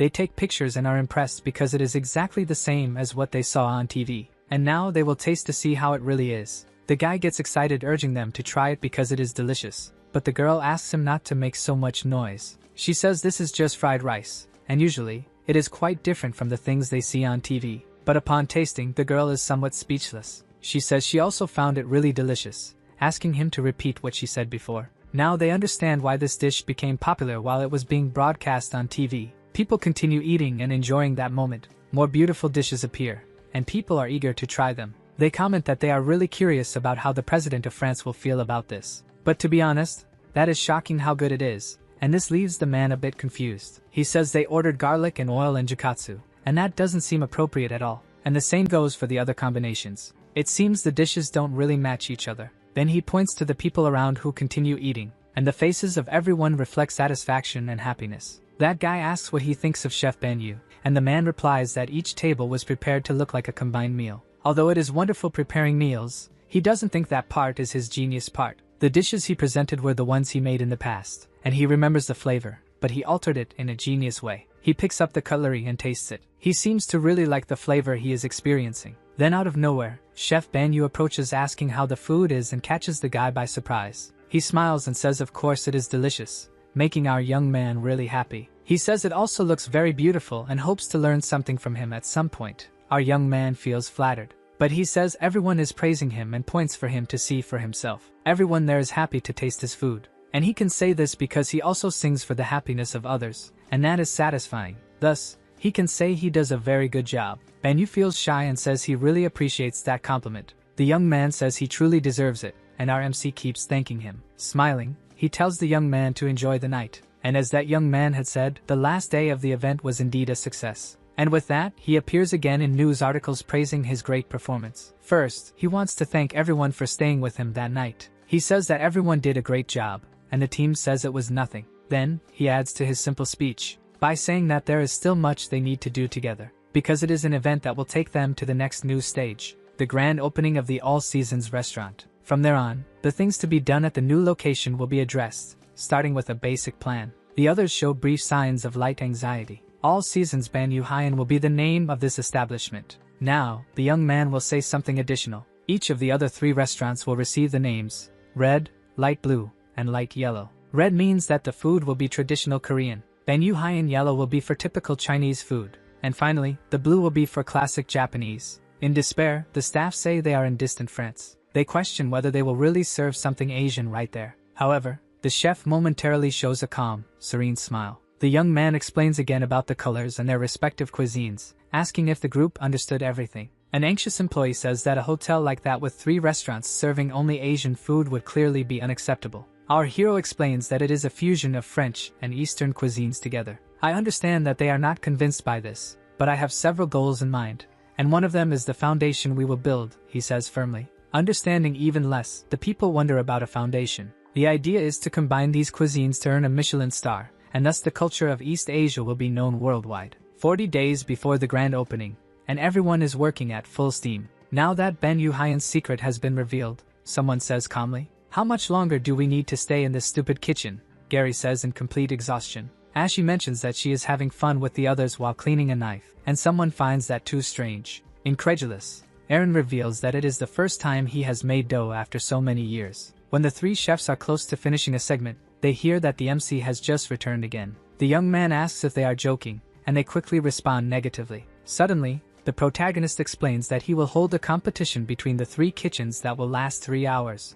and the one that finishes last will clean everything up. He tells everyone to start the challenge at that very moment. The staff eat and sleep in the kitchen and haven't gone home for 2 whole weeks. Even though it is not Gary and his colleagues' goal to always follow the young man, each of them will do it not because he is a truly great chef, but rather because of what that guy said before clearly, that the combination of the cuisines will bring a Michelin star and the Asian culture will be widely known. Being the lead chef for the opening of that restaurant is every chef's dream, but it may sound more like a simple rite of passage. The idea of introducing East Asian cuisine to the menu is too simple. The tourists from there are only increasing, and this opportunity will be used to build the foundation of the restaurant so that the cuisine is recognized on both sides. China is the place with the most Michelin inspectors and they are more active than other countries. Plus the Michelin guide took years to have a new edition because of all of them. Japan has more Michelin stars, so it is necessary to prove that one knows how to make authentic local food beforehand. Lastly, there is the special Korean cuisine. In 2023,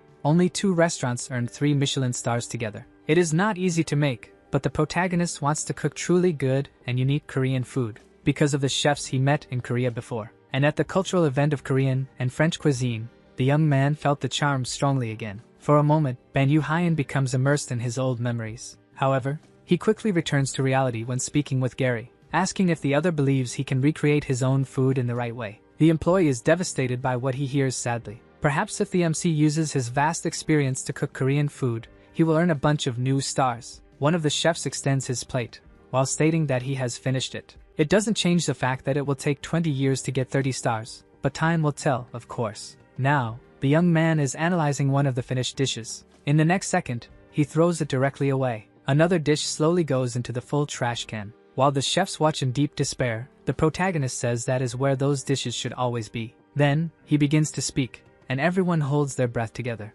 The dish for the grand opening will be for the president, celebrities, and top chefs. Is that as far as they want to go? The tired young man inquires. Later, in the hotel conference room, they notice that the kitchen is still actively functioning. The enthusiasm of the cooks is great, but labor laws and contracts can be problematic nonetheless. They may be eager to stay in the kitchen, but when they change their minds, it can become an issue, and the important thing is to have someone competent to handle it all. The work is done in the best possible way while the best dish is served ready. That is the reason for participating in that grand official inauguration. And finally, that long-awaited day has arrived. The young chef tastes the freshly made hot dish, saying that it turned out perfect and that it was a great final effort. Everyone worked hard to get there together. Now is the moment to do their best always. Meanwhile, various people are at the entrance of the Grand Hotel. Everything is impeccable and ready to welcome them well. "You saw that," says the calm man. Baek Won-jang is here for the official opening. The president of France is present there. Members of Twitter are also there. And even the most prestigious people in the world came to the important event. He is somewhat worried about conveying something so significant there, while the girl points out that Ban Yu is arriving soon.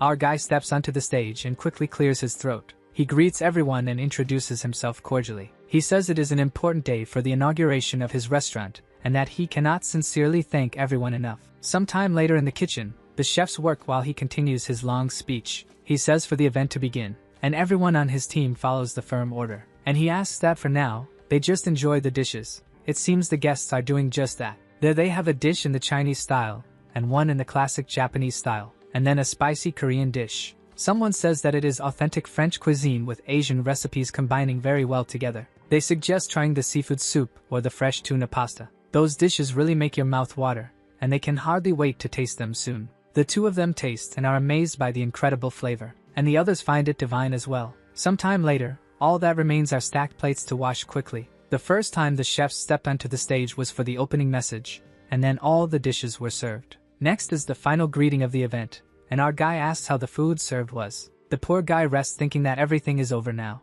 but the guests' cheers make him jump in surprise. Tense, he asks what is going on. Someone comments that they have had several experiences in the kitchen before. Then he denies having had any experience like this unique one, where the guests applaud and cheer in the packed restaurant. He adds that he is not very good at predicting the future, but he cannot say when this experience will finally end. Finally, night falls in that distant place, and our hero is stretched out, practically dead tired. It seems that no matter how good you are, an inauguration is always exhausting, and he worries if this influenced the quality of the dishes served. He sits up because he had said he would rest for only 30 minutes, but now he has to get back to work again. Someone approaches, shouting his name very loudly, while he thinks that celebrities are always like that. He does not know the person calling for him, but something on the phone is too concerning. He feels somewhat worried about it now. Sometime later, he asks if his mother had a serious collapse. While twisting a wet towel, he asks her to stay quiet and calm. The doctor told her to rest, but she remained stubborn and even opened a small shop. But she says she cannot close the shop early,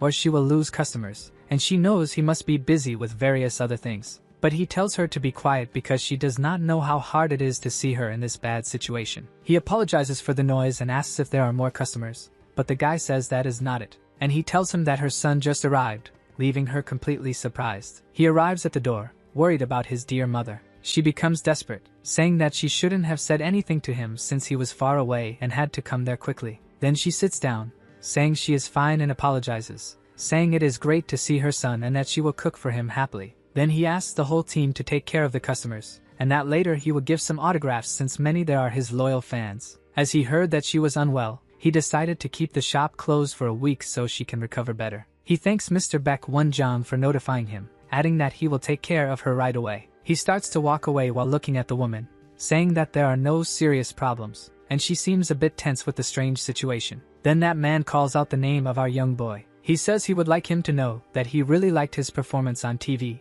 and that he has improved a lot. But he mentions that too much is bad and that he still prefers the old Banyu. Our boy doesn't quite understand that. Sometime later, the sink is full of large dishes. He notices that things seem to be going well. Some things have changed, and even the number of new tables has increased. He wonders if his mother is now sleeping peacefully. Then he goes to the room and takes a peek, realizing that she is even thinner than before. He thinks he could have helped her hire more people for the team so she wouldn't have to overwork herself so much. But anyway, he doesn't know her real reasons, and it has been a while since he wanted to talk to her since he went to distant Paris. He wonders if this is really his story or not now, because that woman in front of him is not his true mother but rather Banyu's mother. He then stands up as something suddenly catches his attention. He picks up a photo album, thinking that what he is about to say seems a bit heartless. He doesn't feel very attached to his family or anything like that, which is why he needs the stars as soon as possible to break this old curse. He wonders if his father left so early, as the photos only show images with his dear mother. He thinks a bit about this and closes that simple photo book.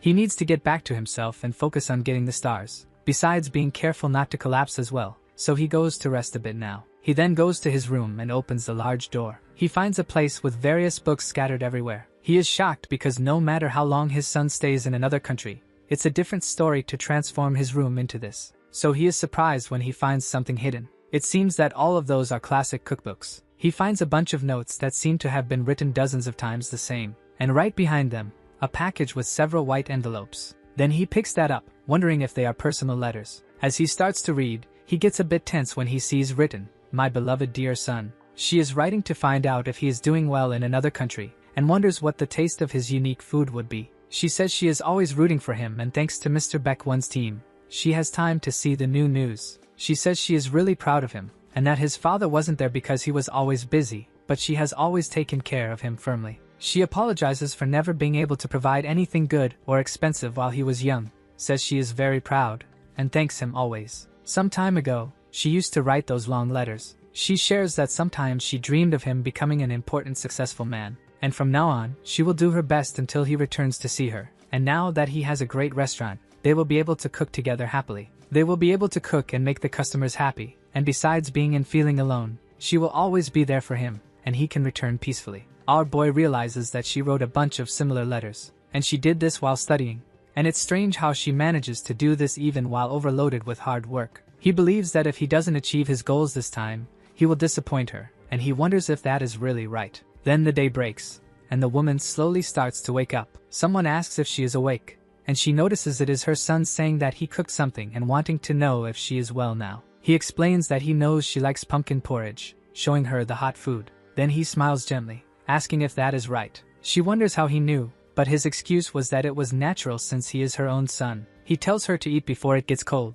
but his mother is curious about why he is being so affectionate today. They talk about that. It is really delicious while he shows various important notes about his dear mother. Now he has a clear goal that he must achieve. He is curious to know what she thought of the food, and of course, it is obvious that she thinks it is the most delicious thing she has ever eaten before. And to achieve this goal, he needs to be efficient and make the best choices. But he wasn't asking about the food served. What he really wants to know is if she would like to open a traditional Korean restaurant. Smiling, he says they can open a restaurant together, and if she's lucky, she might even earn a famous Michelin star. In the end, he thought this might be a better goal, to fulfill the dream of his beloved mother. She thanks him for his hard work, and says they are leaving. Banyu feels awkward for calling everyone right after giving him a break, saying he will make it up to them, but they are grateful for the opportunity given. Then she says there's something more and puts her hand in her small bag. Since he took good care of them, it's time to give back.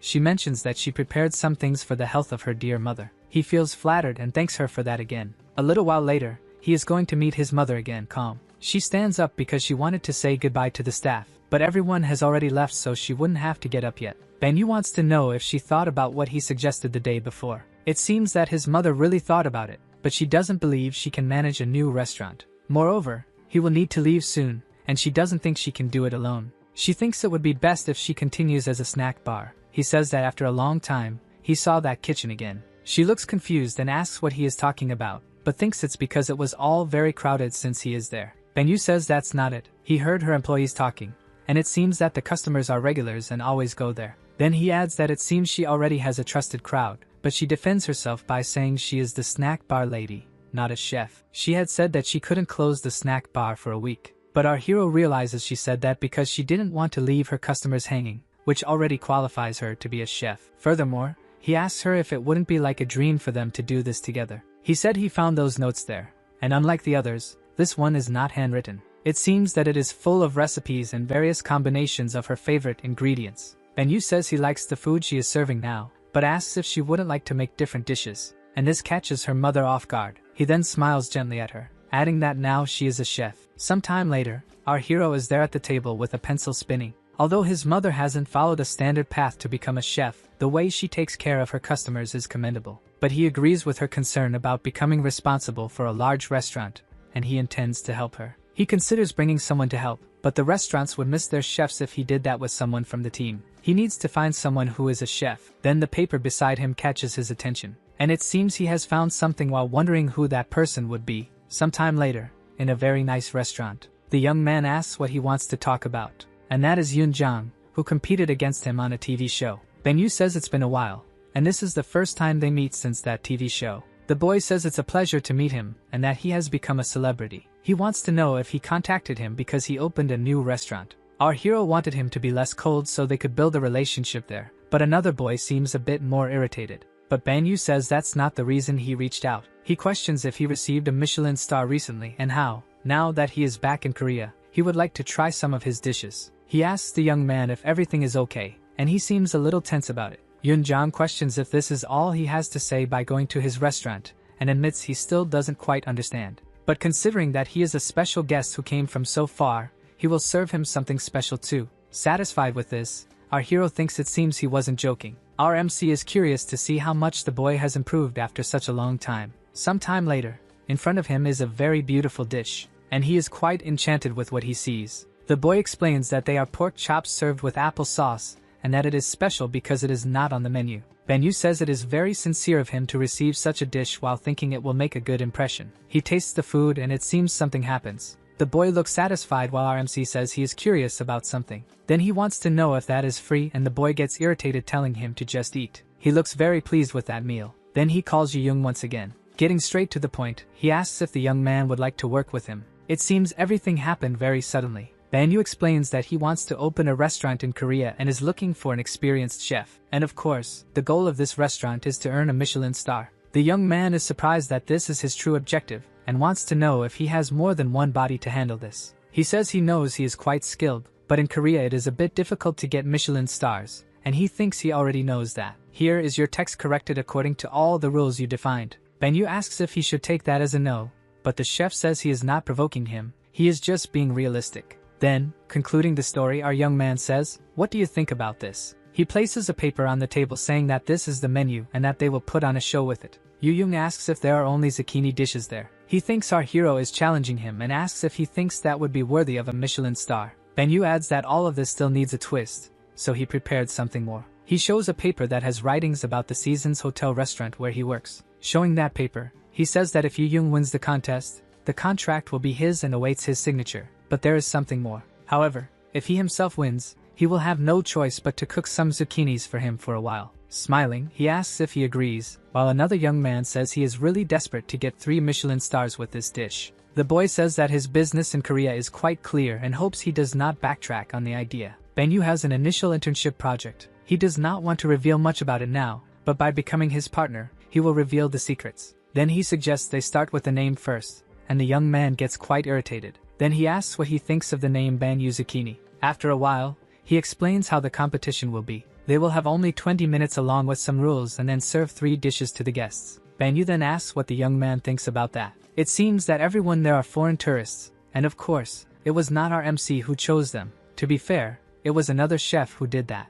Yoon Jong wanted to be consulted about the guests, but now it is too late, so he wants to know what our MC wants. He continues and asks if he wants it to be like the TV competition. He confesses that he does not know the real intentions regarding the all-seasons contract, but he knows that the competition will be tough for both. Then he shows the kitchen, saying that there are some chef outfits around that he can use. Our hero says he is grateful that he accepted the challenge, and he confesses that he had prepared a whole speech in case it was the opposite. Yoon-jang says that even though it seems he is joking, business is business, so they should not keep anyone waiting and start the challenge. Our young man says there are customers waiting. He notices that the young man is quite dedicated when it comes to the kitchen, and this is his personality. Yoon-jang thinks that in fact, he was the second best in terms of passion for cooking, and that is why he did not win the competition. He realizes he still feels the pain of that defeat in the TV competition, and even though this is a stupid competition, he will not lose. And for that, he will take a sure shot, while our hero admires the carrot. He notes that the boy puts in a lot of effort to keep the kitchen clean and organized despite having a rigid and stubborn personality.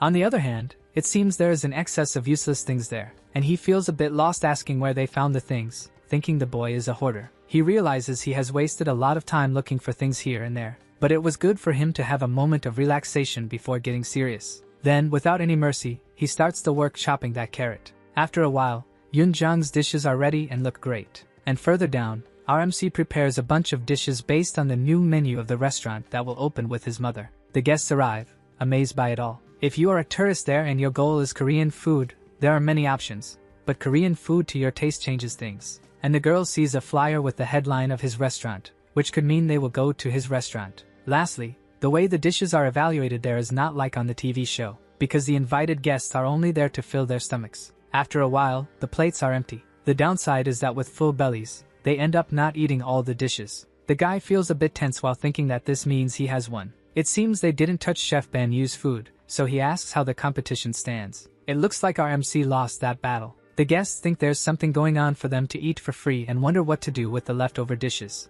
The girl says that honestly she's a bit full, but it would look bad if they don't try, so she will give it a shot. She puts a piece of it in her mouth. While it seems like she's having a fit, her friend asks why she's making that face. They wonder if it's tasty or not while the guy's leg starts to shake. The guests try it and are affected by what they are tasting. It seems everyone there is getting carried away. The girl asks what the guest thinks of the dishes, and the guest has a wild reaction saying they are super delicious. They cry because they have never tasted something so good in their lives and want to be Chef Ban-yu's students. He wonders what the hell is happening this time. He observes those different dishes that RMC made, and as he approaches, he tries it. When he puts it in his mouth, he seems to notice something. He calls for Chef Ban-yu. Very irritated, he wants to know how the hell he did that, but our guy just smiles at him. Ban-yu says he thinks everyone is already full while clapping his hands, and he mentions that this food is from the restaurant he will open, and some will be on the menu there. Finally, he wants to know how they feel about the taste. The guests say it's the tastiest Korean food they have ever tried,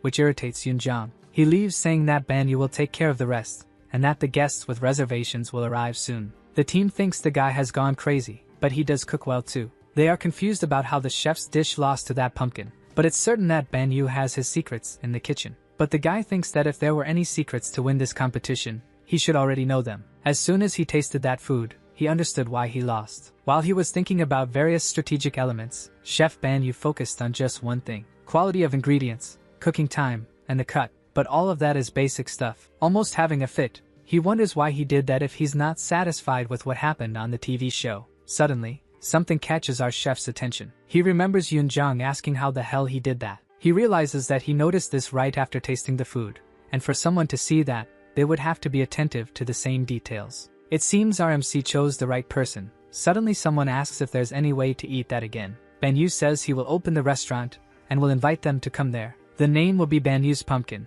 and he would like the group not to forget that. Then, 2 days after that incident, the guy is at the dinner table, tense, and our hero seems a bit confused by this. His mother says that the important guest has arrived, and she says he is more handsome than on TV. She kindly brings a plate to him, saying he needs to eat something first. He wonders if that wouldn't be the dish that Ban-yu made on the TV show. RMC wants to know why he isn't eating, but he says he will eat. When he tastes that food, he is surprised by something. He gets irritated, thinking he needs to stop reacting like this every time he eats the guy's food. Shaking all over, he thinks he can't lose his pride right now, since he will be part of this. Ban-yu wants to know his opinion. Yoon-jang is surprised when RMC says he called him there to tell him something. It will be the first Korean restaurant with his name. He plans to leave the restaurant to him and his mother. This is because he needs to return to Paris and wants the opening while he is still there. So there's only 1 week left, which obviously leaves everyone very worried. He apologizes but needs to take an important call right now. He says on the phone that he has all the ingredients in his room,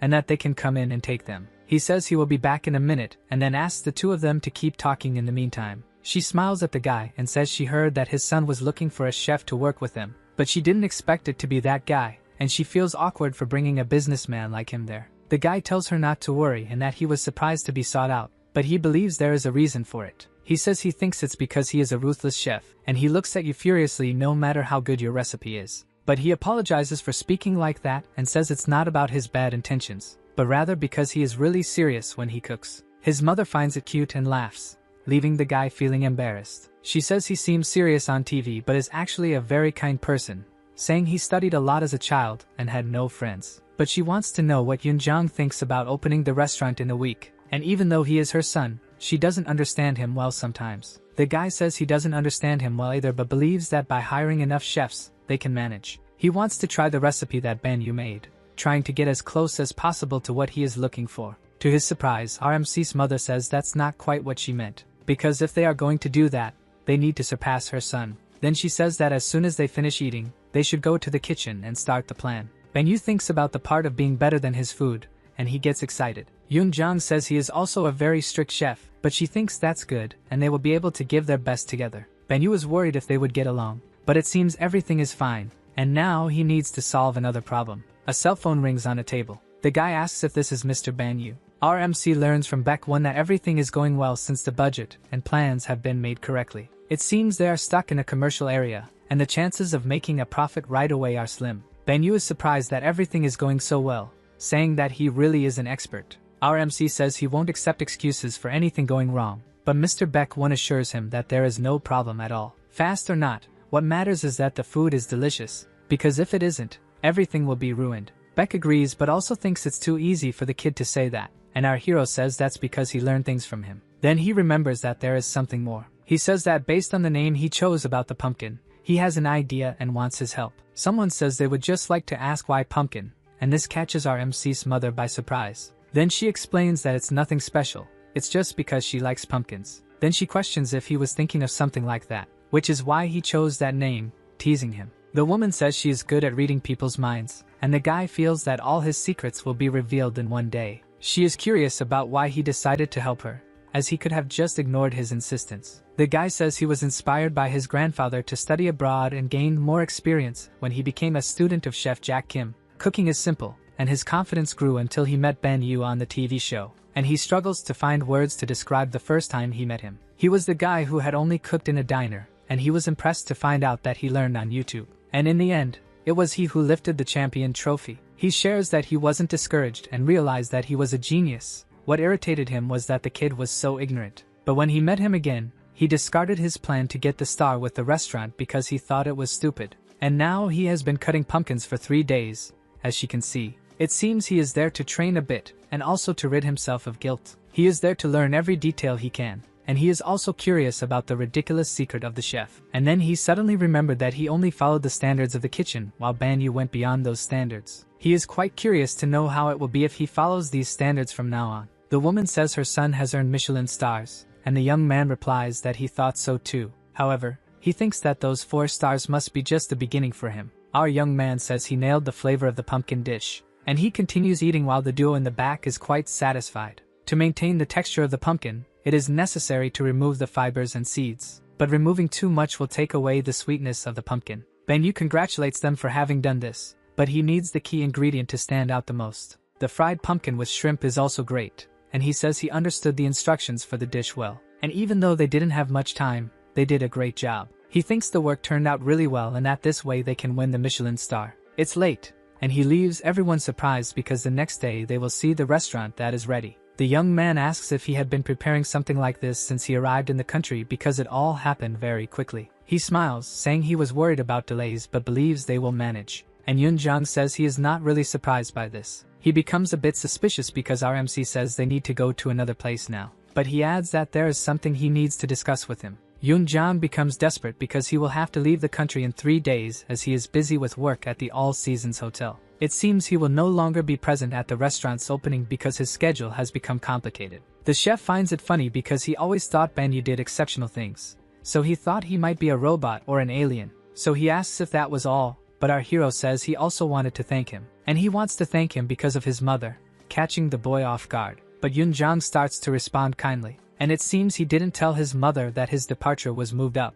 In fact, it was just a hunch, as he thought that given the dynamics of things, he hadn't mentioned this to his mother yet. He says he understands the fact that he is worried about his mother being alone there, but since he owned a business for a long time, he can say that she is not weak, and that he recognized her as a boss, so he asks how a restaurant could function without trusting the chefs. This leaves our MC surprised, and he comments that the young man is a very oblivious person. When he returned, he told his mother about his departure, and of course, she was disappointed by this, but she didn't express any annoyance or sadness on her face. In the remaining 3 days, they inspected the restaurant, and everything turned out really well. He hired 2 Michelin-starred chefs to learn more about managing a restaurant. There is something else that left his mother somewhat surprised. It seems that Banyu organized a franchise network for the snack bars. It was a secret, but the guy revealed it to put her mind at ease. He and his team will take care of this so she can focus entirely on the new restaurant. He says her son organized everything well and that now she is not just the snack bar girl but the chef and director of the restaurant.